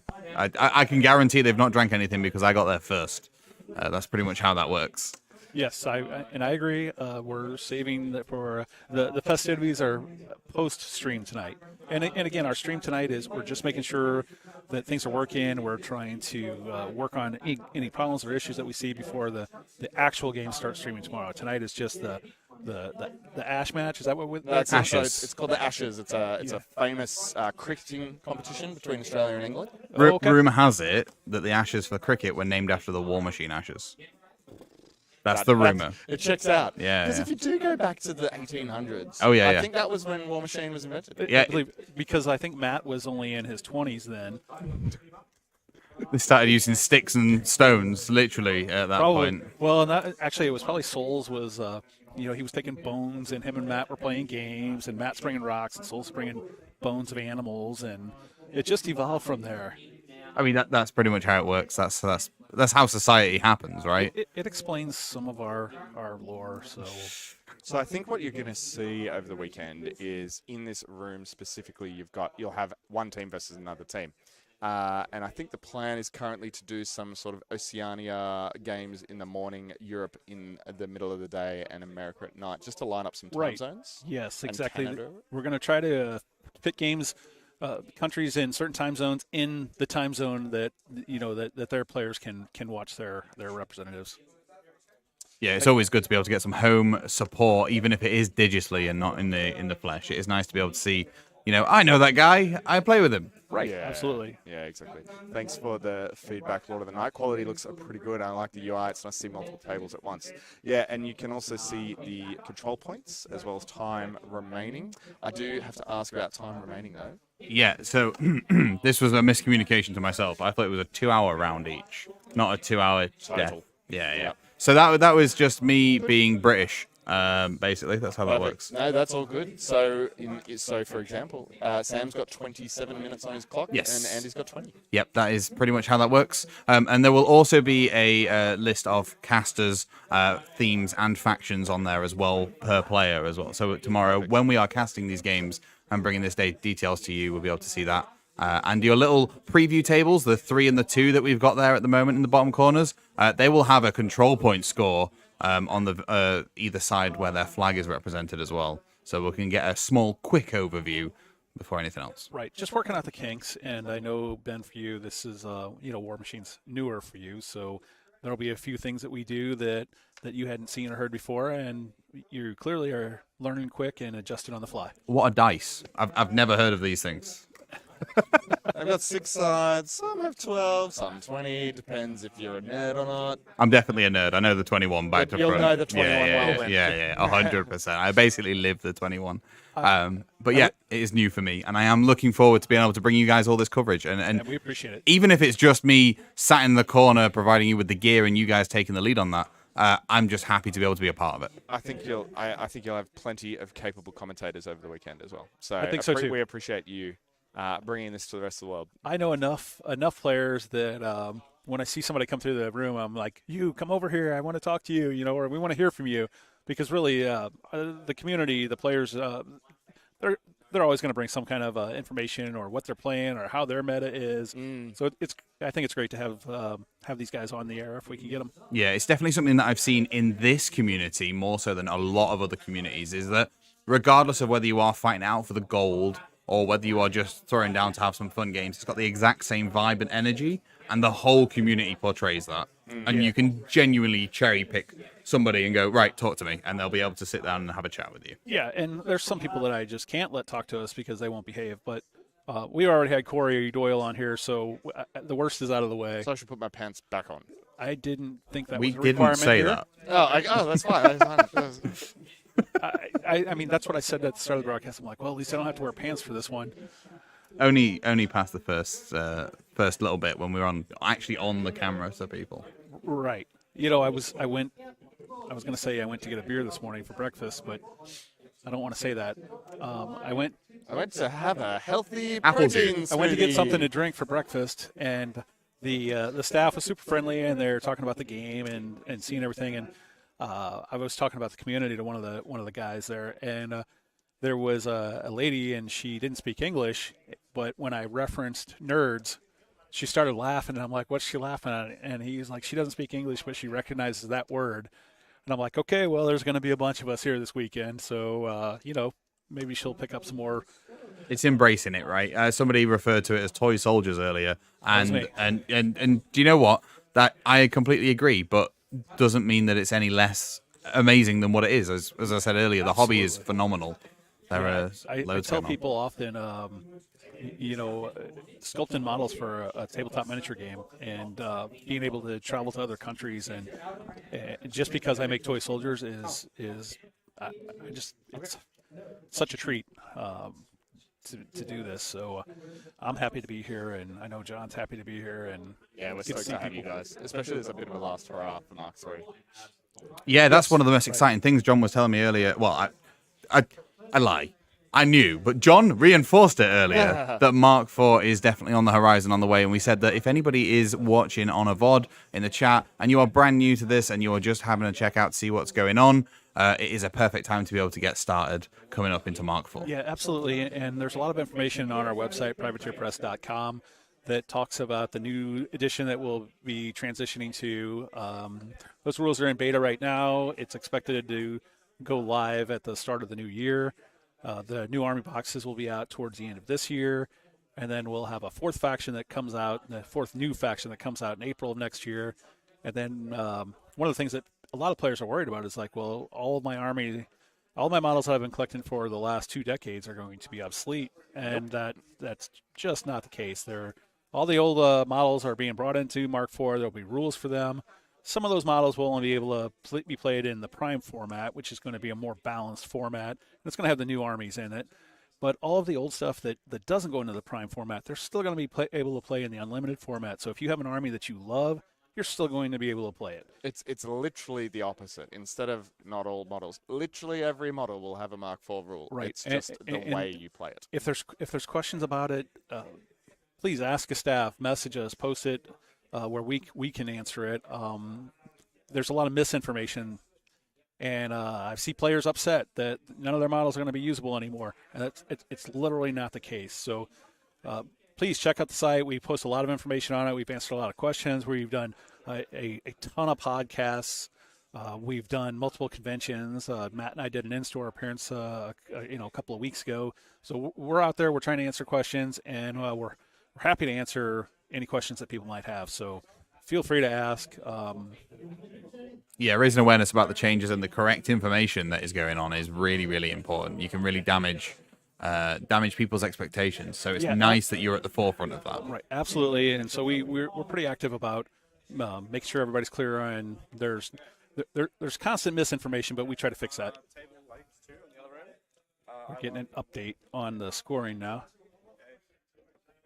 Yeah, so my prediction of going a cheeky 2-2 and then a 3-2 was completely out of the water there with another win for Australia coming in. Oh, the Aussies are really coming hard. All right. I might leave you, gents, if that's okay. Right. Thanks Absolutely no problem. James, thank you. It's always a pleasure to see you. Definitely a treat to get to catch up with you. Thank you for joining us, dude. Really appreciate it. I'll get you your beers. Okay. Right. Remember, cold. Oh, perfect. Thank you so much for joining us. Really appreciate that. That is absolutely awesome to see that there are so many players willing to just jump on this microphone and have a chat with everybody. It's something to be able to come straight off the back of a game and just have a chat with somebody about this. Yeah, so many of these guys they're such good guys, and they have a great time talking about the game, talking about what they're doing. They're just super positive about it all. So fixing a few little technical issues. Ben had to run over and take care of one of the clocks.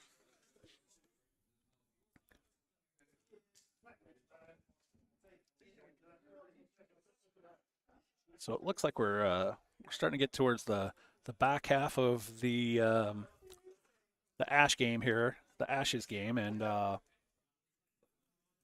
4-2 right now with Australia with a slight lead. Yeah, but plenty of games to go still. Well, and I'm seeing a lot of circle and a lot of trolls. I saw a lot of Crucible Guard. I saw a lot of circle in that other room. Yeah. You guys have swapped sides. Yeah. We messed you up. Yeah, my brain is just. I might have to turn my glasses the other way around just to see. Just if you look at the monitor, it's right now. Yeah. When you point. Yeah, but the names are wrong. Yeah, that's fair. I'll tell you what. I'll just flip that graphic. So, I'll flip us. So we're backwards. Yeah, done. Or he and I can just switch it. No, because that's not comical. It's not as confusing for us. I see. That's not the fun bit. Anyway, John, on your journeys, did you find anything interesting out? No, it was mostly a case of like I was getting the updated notes of like where things were at and whatnot, and fed that back to you guys while you were other folks on the stream. Yeah, I was just saying earlier to Doug that it is absolutely awesome to be able to have any of these players pick themselves up and just come and want to talk about their games and all that sort of stuff.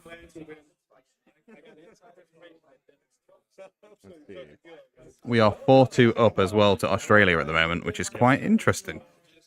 Yeah, we were just discussing how Buddy could still end up swinging any direction at this point. Well, 6 out of 15 games in, it's the first to 7 at this point, isn't it? Yeah. 6 out of 10, you nick 8. First to 8? Yeah, it'd have to be first to 8. So did you guys just get in? No, we're looking at table 1 right now. So we're going to 3 days. Would you like to look at a different table? No, I was seeing where they're at. That's the point. You guys just come straight in? I'm from the U.S. Yeah, that one is still very much not decided. So what's indicative of a game being decided? Is it just sheer amount of models off the table, or is it an advantageous position on the table physically? So it's a little bit of both, right? Because you're not just looking at how many models are still on the table. You're looking at which models are still on the table and whether or not they are either capturing a point or in a position to capture a point uncontested, right? So when they're in these different zones that can score them, their control points, some of them can be contested and some are just, so long as you have something in range, you're going to get a point, and that doesn't matter whether the opponent is or isn't. I believe all these scenarios it's possible to be contested, so they need to have the right type of units within range of the zone, and then not have any of the opponent's models in there contesting it.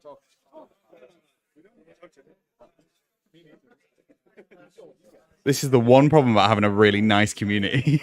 They want to come up. Is they just want to come and talk to us all the time. Yeah. My fault. A couple of Team Denmark players came by. Sorry. And the Denmark players wanted to chat it up a little bit, and they are they're amped up. If you caught any of the conversation, they're amped up. I'm sorry about that. I felt really bad. I felt like a bad teacher being like quiet in the corner, but I could tell that as the moment I unmute my microphone, because there's so much energy there. They're really excited. They could just be completely picked up on the screen. No, it's okay, and they'll come back for more. So they might not even remember they were over here talking to us. Oh, is it that kind of situation that we've got going on? I think it was. I mean, I got a little intoxicated just being close. But James Morehouse said that if it wasn't for Australia being here, that Denmark would be his pick to click. He did say that, actually. Yeah. He also fancied France as a bit of a dark horse, didn't he? That's true. I forgot France was the dark horse. Yeah, he led us on a little bit there. He did just swinging right. He was leading up for England, one of England's lists to be a dark horse, and then bang, switched it to France right at the end. I don't know. I feel like he gave us like 4 different winners without actually committing to anything. Yeah. Of course he did. That is pretty much how that sort of thing works. A good politician will say nothing with that. Well, will say everything, but actually say nothing. Right. That's pretty much how that works, isn't it? And so they seem to have that down quite well. No, James does, I should say. Well, it's ramping up to be quite an interesting matchup here, but they are only 4 wins away from Australia taking this and solidifying it home. England trailing by 2 overall. Yeah, so we're at 4-2 right now, and whoever gets to 8 wins it.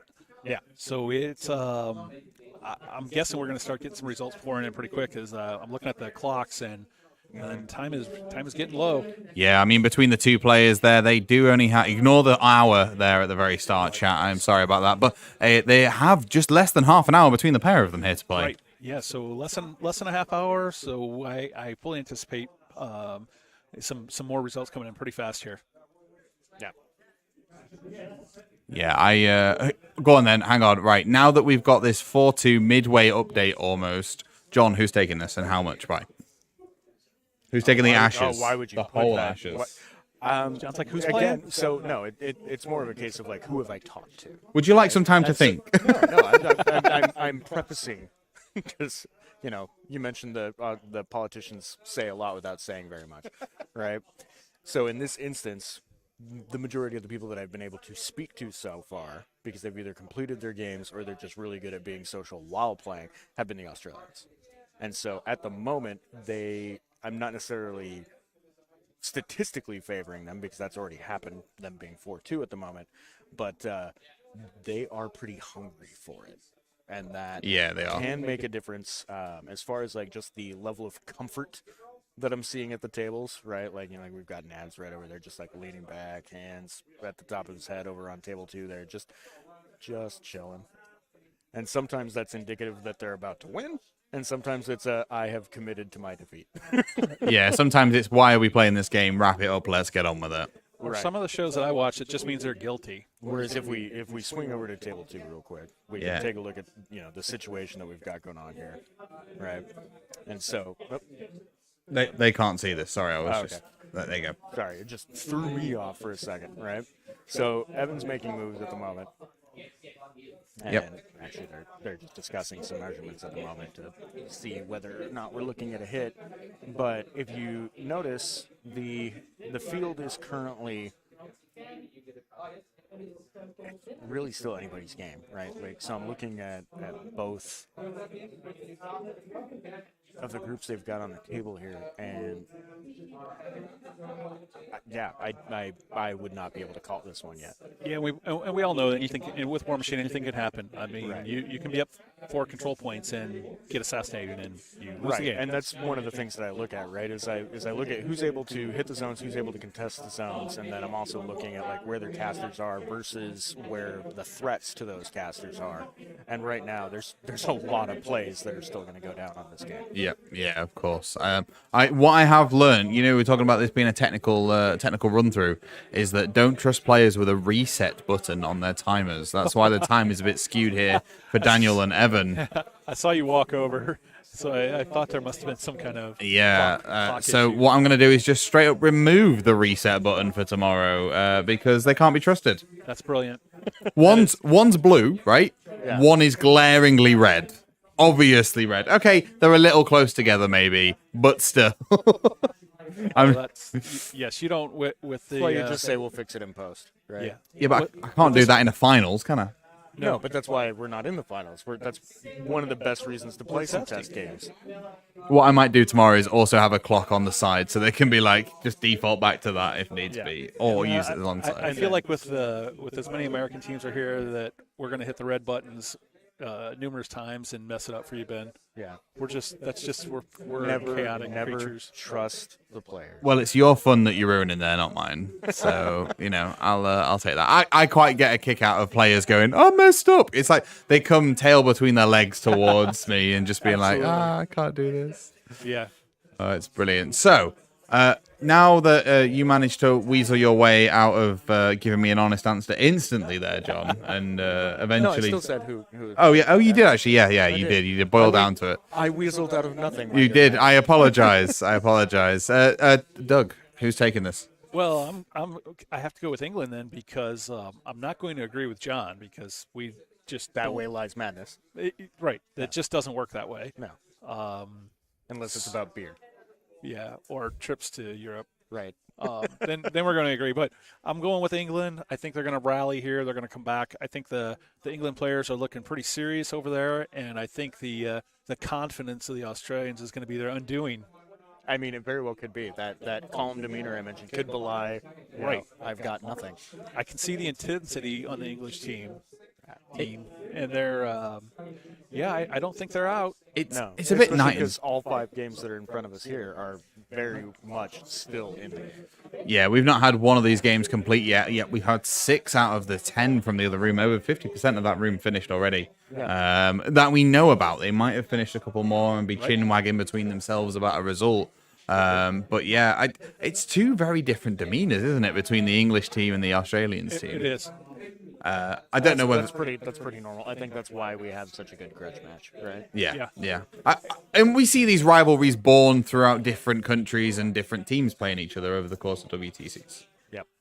Well, and just other events in general. So not just WTC, but you'll see it at Lock and Load or Iron Gauntlet, and this will be at Warfare Weekend this year, and then a couple of the different like Masters and Champions tournaments, etc. It builds. So, John, you were mentioning Warfare Weekend this year. Yep. Obviously we have this big event here at the WTC, but we have something big coming up at Warfare Weekend too. Yeah. No, people will be able to just throw down and get the last Iron Gauntlet of Mark 3. Iron Gauntlet of Mark 3. So basically, the end all be all of who's the best of the best. Right. And so I'm pretty sure you can still get some tickets for Warfare Weekend. There's a lot of open gaming there. There's going to be scrambles. I know there's a few different tournament formats, including the Iron Gauntlet. The Last Chance Qualifier is going to be there. So lots of Warmachine to be played. Uh-oh, we got another win coming in for Australia. The Australians with another one. Oh, Struth. I did it again. It's my favorite word. The amount of times I say it at home, and now it just feels like I'm picking on people, and I'm not. So currently out of the other room, we are now at 5 for Australia to 2 for England. Ooh. So It's looking rough. We need these 5 players in front of us to just sweep rally. it. Yeah, They yeah. just need to sweep it. And then it'll still come down to 1 in the other room if all 5 of these win, because they need Totally 8. could. Yeah. Wow. Okay. Right. Yep. This is crazy. I mean, what? Well, if all 5 in here and no other results get over there, it'll be 7. Yep. Yeah, and then they need the 1 more from the blind pick for us from that bottom room there to be able to pass it over. Wow, crazy. Australia taking a solid lead there. A 3-point buffer in wins is actually really comforting for them. Yeah, a couple more games coming in quick, I'm sure. Yeah.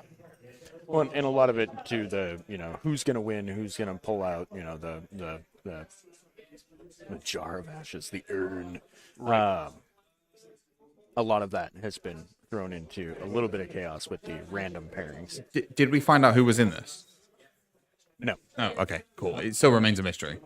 Remains a mystery. Well played. Well played. I'm Thank certain you. you did that on purpose. I did know I set that up. I just didn't know if anybody appreciated my British humor. That was all. No, if it's a pun, I'm in. Okay, yeah. No, I am a punny kind of guy. Look, I grew up on Benny Hill. I know British humor. Oh, he knows. Yeah, so, sorry. I'm really proud of that. Do you know, Mum, if you're watching, you can now be proud of me. Yep, he's made it. That's it. There has never been any time in my life that she has been, but now she can be. That's nice. We've got to take something home from the WTC, don't we? It takes a little time, but sometimes, you get there eventually. It's taken 27 years, Doug. 27 So years. I wanted to wrap up the Warfare weekend. Sorry. It's okay. It's No, the we get derailed all the time. It's great. We're terrible at it. First weekend in November, I think it's the 4th through the 7th. Yep. 4th through the 7th in my hometown, St. Louis. So I call it my home Missouri. show. Yep, St. Louis, Missouri. Super affordable to get in there. Super affordable to go to the show. The VIPs, I think, are sold out for Thursday night, but we'll have the store. The Privateer store will be open all weekend. We'll have lots of cool loot there. And again, there's lots of Warmachine to be played that weekend. So if you're looking for like an end of the season show to come to, come check out Warfare Weekend with us. Absolutely. And then, of course, we start off the next year with like a whole bunch of stuff. LVO first, right? LVO first and foremost. So that'll be in Vegas, and I love that event. Who needs an excuse to go to Vegas? I do. Nobody. No, I do. There's a lot of times where that is not my first choice, but for LVO, it is 100%. Actually, I probably wouldn't enjoy it as much if it were somewhere else. I believe that. I got to go to one LVO, and it was a great time. Yeah. I know Tyson runs our event at LVO. Yeah. So if you don't know Tyson, not only does he put on a great show, he's super organized. His trophies are always top-notch trophies. Are unique. They're intricate, but still amazing. Yes, yeah. And so anytime you get to run an event with Tyson, he usually has a table that's great or multiple tables that are great. Uh-oh. Now we're at 6-2 for Australia. 6-2. And that's the first one of this room. Well, let's just nip over to table 5 because it doesn't look. Yeah. No, so okay. that'd be rather clear. So yeah, that would be Crucible Guard. Definitely got some work done on it. Is that something they just do? Like I've heard lots about Crucible Guard. If you've got those, if you get the hits in and you get into position, there's especially with he's got 2 Rayless Interceptors hanging out over there, and that's just gonna. You see all the infantry on the other side of the table. That's what it's good for, right? And with Warmachine, there are bad matchups, and WTC kind of. By having 5-man teams, they decide what matchup you're facing, so they control it a little bit more. Whereas tonight's event was just, it was random matchups. So 7-2. Oh. We just got the other one from table 2 there. I believe. Yeah. I'm sorry, I've got to fight for the underdog here now. I'm siding with Doug. Yeah. England are going to pull this. They're really not. I can just feel it now. Well, Something's shaking. So that was the other reason that I was hesitant to answer your question earlier. Is every time I'm doing commentary and someone asks me to pick it, as soon as I pick it, not only does it is it end up being correct, it happens within a much shorter time period. Well, I don't know if I like that. Like the very first stream I was on, it's Retribution into Crix, and someone was like, "Oh, how do you think this is going to go?" I'm like, "Oh, Crix is going to get their caster a little too close, and the Retribution are just going to shoot it and annihilate it off the board." Sure enough, that happens. Of course. You are like a prophet. No, not so much if I'm playing. What if you just commentated on your own games? How does that work? Well, so the problem there, right, is when commentating and people ask me that question, my answer is always the one that's going to lead to the least entertaining outcome. So it's a curse. Right. Yeah. Right? Okay. Which is why, because I've done so much streaming and stuff for Privateer and other stuff, it's one of those, like, I generally try to avoid this question because I'm like, you're triggering the curse. And the last thing I need is like all 15 players from England to like take me out and beat the hell out. I don't know. They probably just offer you a pint and say we'll go to the pub. Here, yes. Other events. And who's to say? Is that the final result that we really need? You won. That's an 8. So our current standings, I guess, if you like, is 8 wins to Australia, 2 to England, which isn't phenomenal, but also it happens, doesn't it? It does. And it's, again, you've got random pairings. So you have, in some instances, like Aaron was mentioning, Aaron is a very seasoned player, knows the game really well, and got paired with someone who was their first time. Yeah, of course. Right? So random pairings, you're going to get stuff like that. Whereas when you have more balanced pairings, you generally have an escalation. It's like a 3-2 out of 5 games, or a 4-1, we were talking earlier about like the countered lists and things like that we can see in the WTC. Yeah. Obviously, each player also brings 2 lists to the table. Yes. So not only have you got 5 players playing different lists, each of those players is playing 2 different lists, which means we're actually seeing 500 different lists in play here at the WTC. Yeah, over the course of the tournament, which is huge. That is a phenomenal amount of different variations that we can see on the tabletop. There absolutely can be. And sometimes you'll see that someone's 2 lists aren't terribly different from each other. Sometimes they don't diversify very much if it's a really strong faction for them, for example, right? For their gameplay style and whatnot. Like, they may have like a Dawn Guard Retribution list, and then on the other side they've got like a Mage Hunters list. So there's enough change up in it, but some of the core mechanics are the same across both that they can play to. If they got limitations on that, they can't take the same caster and things like that, or at least not get anywhere near the same amount of benefit by doing so. Right. Okay. Right? Yeah. Throws off with the theme forces and stuff like that. It'll throw off the synergy between the caster, its battle group, and its army in general. I really do like the level of diversity you can have throughout an army. Just by taking a different caster, like you could pretty much take the same list. It changes almost everything. And you take a different caster and bang, different army all the way. Almost entirely, yeah, because you've got their spells to contend with, which are going to change. They'll have some thematic elements throughout. For example, when you're playing a Khador army, there's a good chance you're going to have something involving ice or frost, right? It's just thematic for them. But as Doug was speaking about earlier, some casters are going to be very frontline, right? Their spells and their abilities are going to boost themselves and the people around them to hit harder or move faster or have higher armor, right? Whereas you're going to have a different caster that they'll have a spell that will negate other magic in the area, right? So a bit like a null zone of magic. Exactly. Yeah, so, you start looking at all these different things. Different casters will make it so that when their army hits people, it sets them on fire, just a lot of different things going on. And what are your favorite sort of style of casters in this? Is it the dwarves or is it something I do love the dwarves, but statistically the most that I've played and enjoyed playing have been Retribution. So the Ios and elves that you'll see, some of them around there with their Dawn Guard tridents, etc. And a lot of that has to come down to, for me, I like to play a ranged game. Okay, so you don't like to actually play the game. Got it. Nice. It's not so much like other games where ranged means you're not playing. Yeah. Oh no.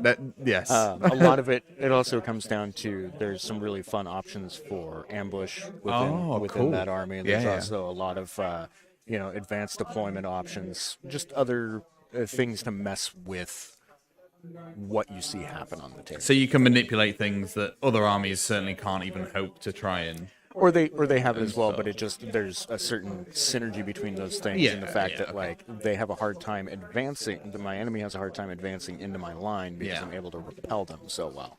John, what did I wasn't listening when you were talking about which army you like to play? Retribution. Oh, Retribution. Yeah. It's just, like I was saying, I like a long distance game. I like shooting. Yeah. It's a completely different game, isn't it? When you're trying to play up close and personal, almost. I mean, they both movement matters massively in both sort of ways. Like making sure you're in the right ranges, but only just or not too close that they can then counter into you and all that sort of stuff. Well, and and one of the reasons that I like Retribution, it has a lot of really good options for skirmish as well, right? So you have those ranged units and jacks and abilities to hit them from a good distance, but then you've got complementary units and solos that are really good, like I was talking about, ambush, advanced deployment, stuff like that are able to just get right in there, do a bunch of damage, and then get the hell out.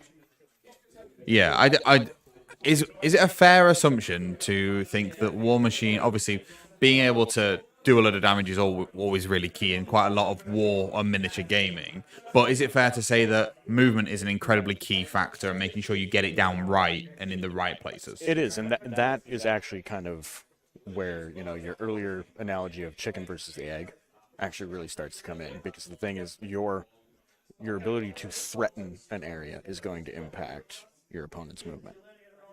Right, and their ability to withstand what you could potentially be putting out is going to affect their movement. Yeah. It's going to affect their decision making, and then you're reacting to that and planning for that, etc. Of course, yeah. I really like games where movement and getting as much movement, whether it's pre-game, like post-phase or whatever, is really, really key, because it means that, your tricks and your little... What I would refer to as tech in the army. Like each army has a certain amount of tech that it can use, a certain amount of abilities that work in a different way to other armies, and it's unique to them.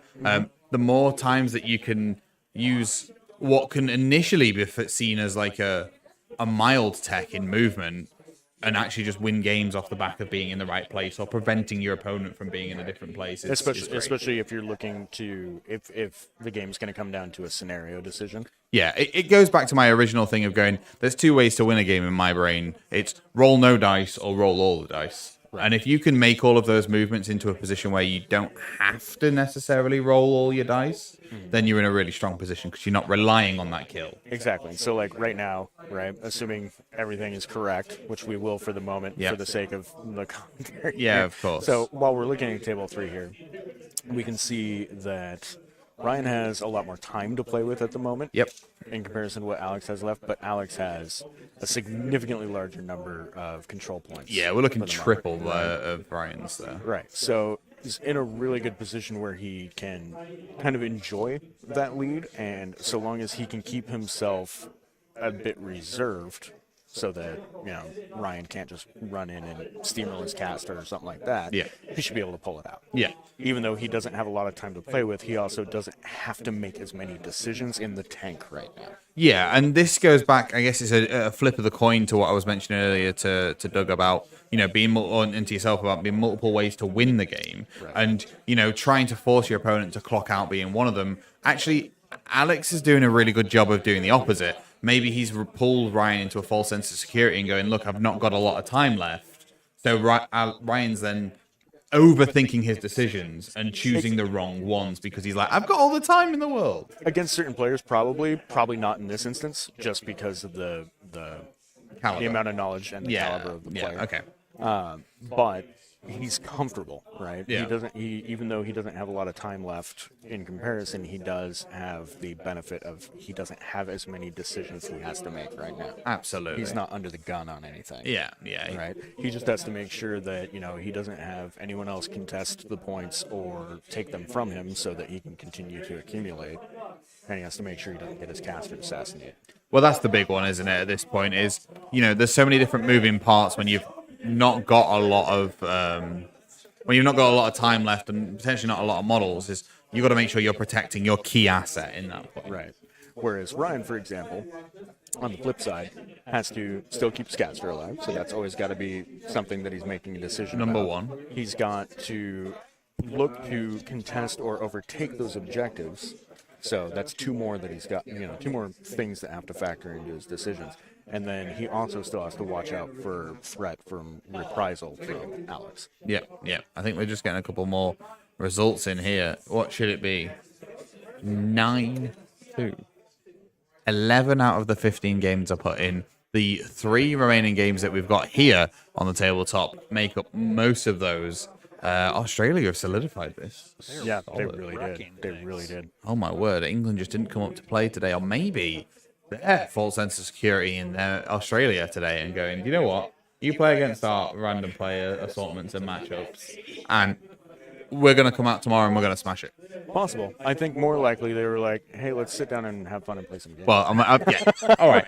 I was being over analytical for the sake of the commentary. Okay, I have some insight. Oh. Yeah. England is intentionally throwing these games to give Australia false confidence Yeah. for tomorrow. As I said, which is literally what I just said. Yeah. I wasn't paying attention. No, nobody ever does, mate. Nobody ever does. I was literally drawing pictures on a piece of paper. Yeah. Doug's sitting there doodling and watching the games. Yeah. I'm sorry. You're doodling. That's what I usually write my shopping lists on.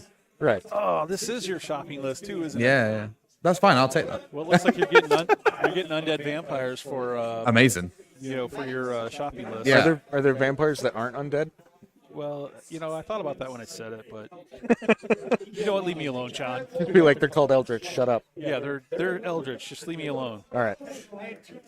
Oh, we're getting a bit rowdy in here, which is quite nice to see because all the players have finished their games. Because it's not just the Ashes going on, is it? There are other games between other players as well. Yeah, there's pickup games, people getting warm-up games in before the big events tomorrow, some practice games, or just like getting a chance to play with someone that they haven't seen in over 2 years. Yeah. Well, and in fact, I had just heard that Canada and Germany are getting ready to go at it.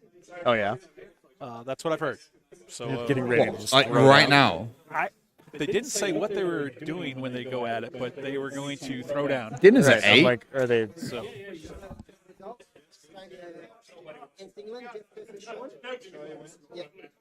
Oh, another one for Australia. Drew, that is. Well, just tell you to tell people.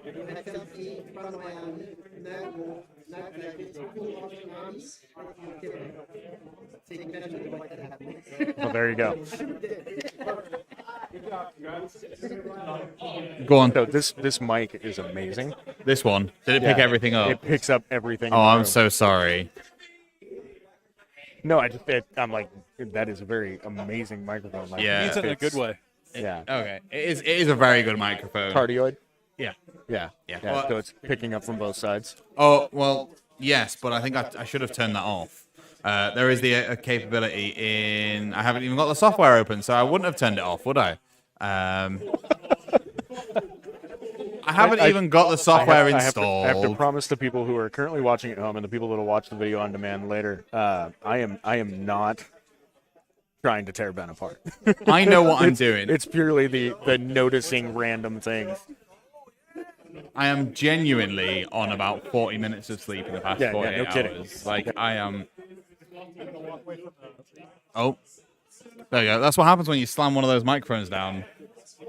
Or something. Like, it just seems like a loose USB connection. Yeah, it might just be this thing at the back that I might have to play about with. But that's why we're doing the technical run today, because it means that I can find all these issues. Yep. We're going to go for dinner, and then when we come back, you guys will go all boozing it, and I'll be sat there and I'll be stressing. Or you can also do dinner and booze and not stress and deal with it tomorrow. Yeah, but what time does the game start tomorrow? 9:30? Yeah, on 40 minutes of sleep, I need more than that. No, but that's what I'm saying. You should go do the eating and the boozing, and then you go to sleep. And then get and up then early. When you get up in the morning, okay, fair play. You have a bite to eat. Come back, and then panic. Got it. Do some stretches. Yeah. No, never panic. Anything that goes wrong, you planned that. Oh, of course. That's the trick. So you're getting the privateer press secrets right now as far as streaming and video production, which is if it went wrong, you meant to do that. Just like not having the software that turns off the cardioid for this microphone. Right. Yeah. Oh, I meant to do it. I turned that off because it was messing with the amount of processor and resources that were being used. I was going to say and my I wanted feng the shui. stream quality to be visually higher, so I wasn't worried about the microphone. Yeah, that's fair. I mean, to be fair, the amount of people that probably have us on mute. Just have thrown us on the TV and have us on mute. Oh. I mean, it very well could be. Definitely an option. But I think we saw another result coming in from table 1 there. It looked like the handshake was done in Robin's favour to give Australia another win. out of that. So we're only looking at tables 3 and 4 that are left to play and give us their results. Yeah. And on both sides, the Australians are making their moves on both 3 and 4. So we'll see how that's going to go down. It's been a bit of a whitewash, this one, hasn't it, for England, unfortunately. At the moment, yeah. Even if they pull it back now, it will still be... It's still a very broad gap, yes. Yeah, it'll still be a cheeky 11-4 if they manage to win. Yeah. It's pretty crazy. Those ashes are definitely going home with the Australian team. However, part of me thinks that they should go back with England for a year because they didn't receive it last time. Aaron forgot to bring it and give it to them. Yes. So just kind of a concession, or not a concession, but a reparations for the missed opportunity the previous time. Yeah. It looks like what do we have, 2 games left? Yeah. Just the 2, yeah. We've literally got our 2 tables here, 3 and 4. We've got Alex playing Ryan. Alex looking a little bit thin on time, but managing it properly. Ryan having a solid 12 minutes left. And then we go over to Sam and Andy. Andy only rocking a minute left on his clock, whereas 9 on Sam's time. Is not contesting on scenario at the moment. Yeah. I mean, they're both rather low on control points for this stage in the game, but obviously they were busy outplaying each other. Yeah, of course. Which is, as mentioned, the other way to win the game. Right? So, what's the quickest you've both won a game of Warmachine in? I don't know that I've won any games. I'm trying. Lost to think then for you, Doug. Lost. Have you just randomly yeeted your caster up in the front and then just gone, cool, that's it, GG? I just want to say that usually my European games, I do pretty well. I did EU Masters, just pick up games with players, and won a handful of games when I did that. And then I played Greek Masters a couple years ago, and I was undefeated on day 1. And on Sunday I lost to my only loss was to the player that won it.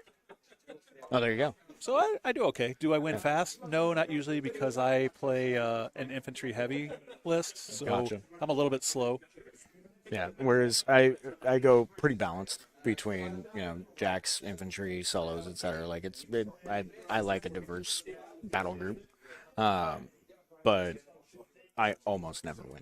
Almost never. Yeah. When way I travel, back in Mark 1.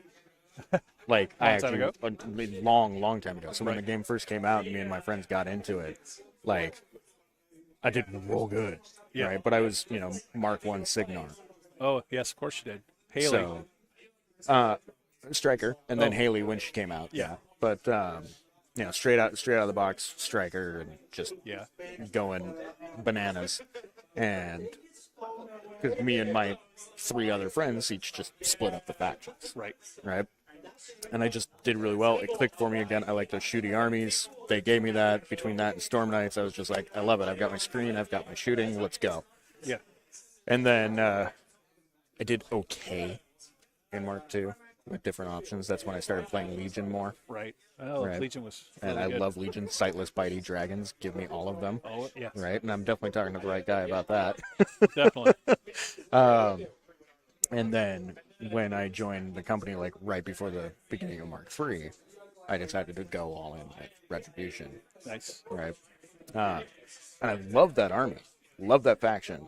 But I have not been able to get up to a level of snuff where people will have a good game playing against me, but it's not. Yeah. I've been nowhere near winning any of the games in any of the Mark III games that I played.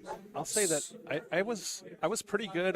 My travel army, my tournament army, I take to events is the Zal 2 Exalted Court, and I played it enough that I got pretty good at it. Especially when I'd come up to Seattle for lock and load, where I could get 10, 15 games in, and so that's usually my go-to when I'm traveling. And there's enough bodies that even if I lose, it makes me look like I'm in the game. Yeah, Doug, I'm sorry. Alex just passed it to Ryan with 6 seconds left. Oh my God. He's rocking those control points. It's literally just going to be a tap, I think. Yeah. If I was Ryan here, would you not just pass it? Yeah. Because, Well, no, because then it'll just pass. Yeah, I think they have to click it. Yeah. So he's going to... You can't just not click. Yeah. No, sorry. What I mean is that Ryan should make a move, pass it over. Well, so depending on where you're at, right? That's also a little less than sportsman. Oh, okay, yeah, Right. yeah. I mean, so like if you have a lot of options, like on Ryan's turn he can move this guy, he can do this, he can shoot at these guys, he can move to contest this zone, et cetera, et cetera. Not doing that just to pass it over, so that you can burn out the last 6 seconds is a little mean. It is mean. Right. Just out of curiosity, I assume as a community, the Warmachine community wouldn't appreciate that. Like, it's in the rules, but it's not appreciated. It depends, right? It depends what's been agreed on between the two players, right? The two people at the table, we can't hear them super well, by themselves, isolated. But maybe they agreed to the game's pretty much over. But at that point, they would just shake. They wouldn't play it. They wouldn't, if it's if it comes down to there's no actual real point to play it other than getting a little bit of fun out of it, get the fun out of it, and then they usually go for the handshake. Yeah, of course. So if you were playing for if this Alex versus Ryan was the penultimate match, both of them had gone 5-5 previously in the tournament. They're playing for the win. At that point, does being able to force your opponent to clock out become a little bit more acceptable as a means to be able to win the tournament, or to a certain, or is it all about that chemistry between the players and how they react? Yeah, it's really going to come down to the chemistry, but also at that same point, you're looking at sorry, my brain just literally reset itself. So when you're in that situation at that high level, you want to play it out to the best of your ability. That's really what it comes down to, right? Respect your opponent, respect the people that have invested their time to get there, and just play it the best you can. We have been gifted some stuff by Nats. Oh, very cool. Doug, talk to us about these. These are from the wonderful teams Australia. Yeah, sorry, I was super excited. So one of the things that I love about Warmachine is that the players will make some of their own tokens or their Fury tokens or markers or whatever it might be. And a lot of times they're themed about whatever that country is. And so the Australians just brought over a packet for us with their newest tokens and markers. Sponsored by Polymouth Tabletop. Not the stream, the tokens, just as clarification. Right. So, yeah, not the. This stream brought to you by Dice and Duck, or Duck and Dice. Yeah, and so it has one of the other. Insert name My here. brain literally just is done for the day to a certain extent. The markers all have the different logos that the Australian teams have on the back of their jerseys. So each team has a different icon, a different animal in this case, and so they have these on all of the tokens. So it's a great looking set. Yeah, those are cool. They're really cool. And what would you? I guess you just use these for all sorts so of you stuff. can use them if you need. Some of it could be objective markers. So you'll have an objective marker sitting on the table. Like capture the flag. Yes, exactly. Yep. Literally that. Some of them you can use some of these if you wanted to for token or for like Fury if you wanted to. But they can represent different base sizes that you might need. Like if you've got a model that the overhang means that it's really hard to have these two models in base-to-base contact. Right. Every once in a while, sometimes in the right situation, use them as a proxy for the miniature that you had to temporarily pull off the table so they can see where it is. Right, and they even have so in the new version of our game in Mark IV, we added 80 millimeter bases, which is something new for us. So they actually have even included an 80 millimeter base marker. Yep. Which is going to be fantastic. It's almost the size of my face. Almost. Yeah, it's about face size. Not as good looking though. That's true. What are you after? But a good example like this. He wants to be able to keep doing commentary this weekend. Yes, I don't want to get kicked out. I don't want you upset with us, Ben, and I need you happy because we're going to screw up a lot of stuff. I think I've upset John quite a lot this. Oh, not even a little bit. Not even a little bit. If you think so, that is incorrect. I just sometimes have a very dry delivery, which I was like, oh, he's British, he'll get it. Oh yeah, no. The drier the better. Like my gin, the drier the better. Yeah. No, everything is phenomenal and fantastic. Yeah. And these tokens are lovely. Sorry, they're so nice. I was going to say though, like one of the first 80 millimeter models we have coming out, the Siege Terrask, is an Orgoth model on an 80 millimeter base. It's like a giant elephant-like beast with a rider shooting a harpoon, And like a lot of cool models, the tusks hang over a little bit. They might get in the way. So if you needed a proxy base, to represent where it's going, or if it's in a spot where there's overhanging models that you don't want to hit each other, that's where some bases like this come into play. Of course, I would never intentionally. I'm listening to all this cellophane as Doug's unwrapping everyone. Yeah, I'm gonna say if you're gonna keep, I'm just gonna mute you, and then you do it real quick. There you go, and then he can. He's like a kid at Halloween or something. Springer earlier was like, "Is Doug throwing candy?" Yes. Yes, of course he is. Well, I mean, candy in the form of plastic. I wouldn't eat these, but they do look darn nice. They're delicious acrylic. Well, and one of the cool things about that too is, so last year at Warfare Weekend, I happened to leave my stuff in the car, and someone took it, and one of my cases had all my kind of tokens and dice that I had collected. All your measuring widgets, yeah, all my unique stuff. Yeah. And so I know there's a few, like the Canadians. I know Corey has a few things to add to the collection. And, amazing. So slowly building that back up. That's awesome. That's awesome. I definitely have token envy right now of everybody here, actually, because there's so many widgets and tokens. Yeah. I love them. I love that sort of stuff. Well, much to what Doug was saying earlier, the variance in how people choose to get those different, paraphernalia. Yeah. There's so many unique different combinations, and like you walk by and everyone's playing with different measuring sticks and stuff like that. It's like, okay, there's a bunch of really cool art you might not normally get to see. It's very personalized. Yeah. Yeah, it definitely is. Sorry, I keep flicking back between table 4 and table 3 because on table 4, Sam versus Andy, we've got under a minute left for Andy by the looks of it, and under 3 minutes left for Sam here on the clock. And then if we nip back over to Ryan and Alex is retaining that 4 seconds on the clock. He's holding on to it for dear life. And Ryan's really dwindling down that from that 11-minute lead or 12-minute lead we had earlier, all the way down to 4.5. Yeah. He's right, but he's making moves too. So like since that initial, declaration, he's also gotten one more control point in there. Yeah. And that speaks to what I was talking about before, right?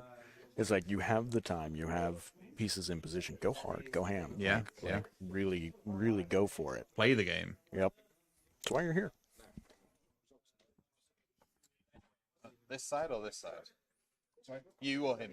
I want. Oh, you won. Oh, one for England. Excellent. You could do it. Oh no, it was just more that the rest of the games haven't gone that way, unfortunately. So that was table 4, I believe. It's table 4 with 1 left, and we're currently looking at 11-3.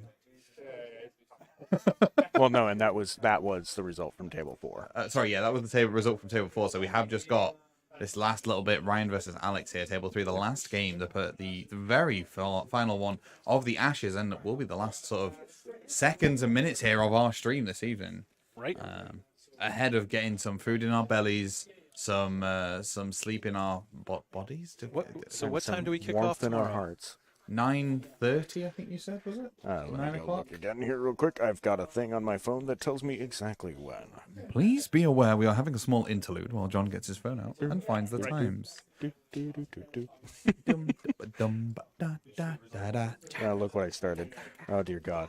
All right, let's see here. So open play tables are going to be going all day. There will be the welcome and introductions at 9 in the morning. And then 9:30 sharp, WTC round 1 begins. Brilliant. And we'll hopefully be able to get you a matchup or 5. Know what matchup we're having well ahead of time in terms of which 2 teams will be playing. Yeah, and we'll have their lists and stuff like that, so we'll be able to talk a bit more in detail. This one, because it was random. And we can reuse the same jokes from today. Well, yeah, because not the same people will be watching. And we did see, nipping back to table 3, Alex did time out and clock out there. I see that, yep. So England is coming back. Well, I mean, they're done. That's it. Yep, the handshake just happened on screen for people out in the real world. We might need to have a little bit more of a cuddle to get you both in on here. Right. Oh, sorry. No, Did I get you're you? absolutely fine. Sorry, man. There's you.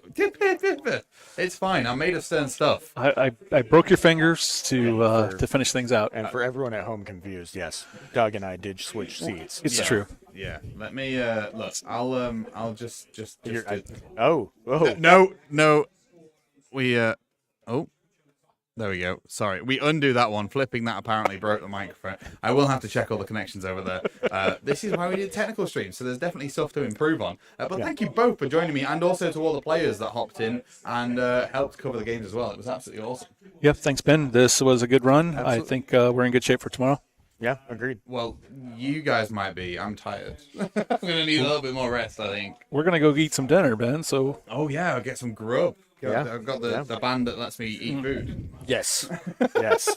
It's the most important part. Yeah, it definitely is. And then also tomorrow we'll talk more about, making sure that people get to, I got to reach off camera here.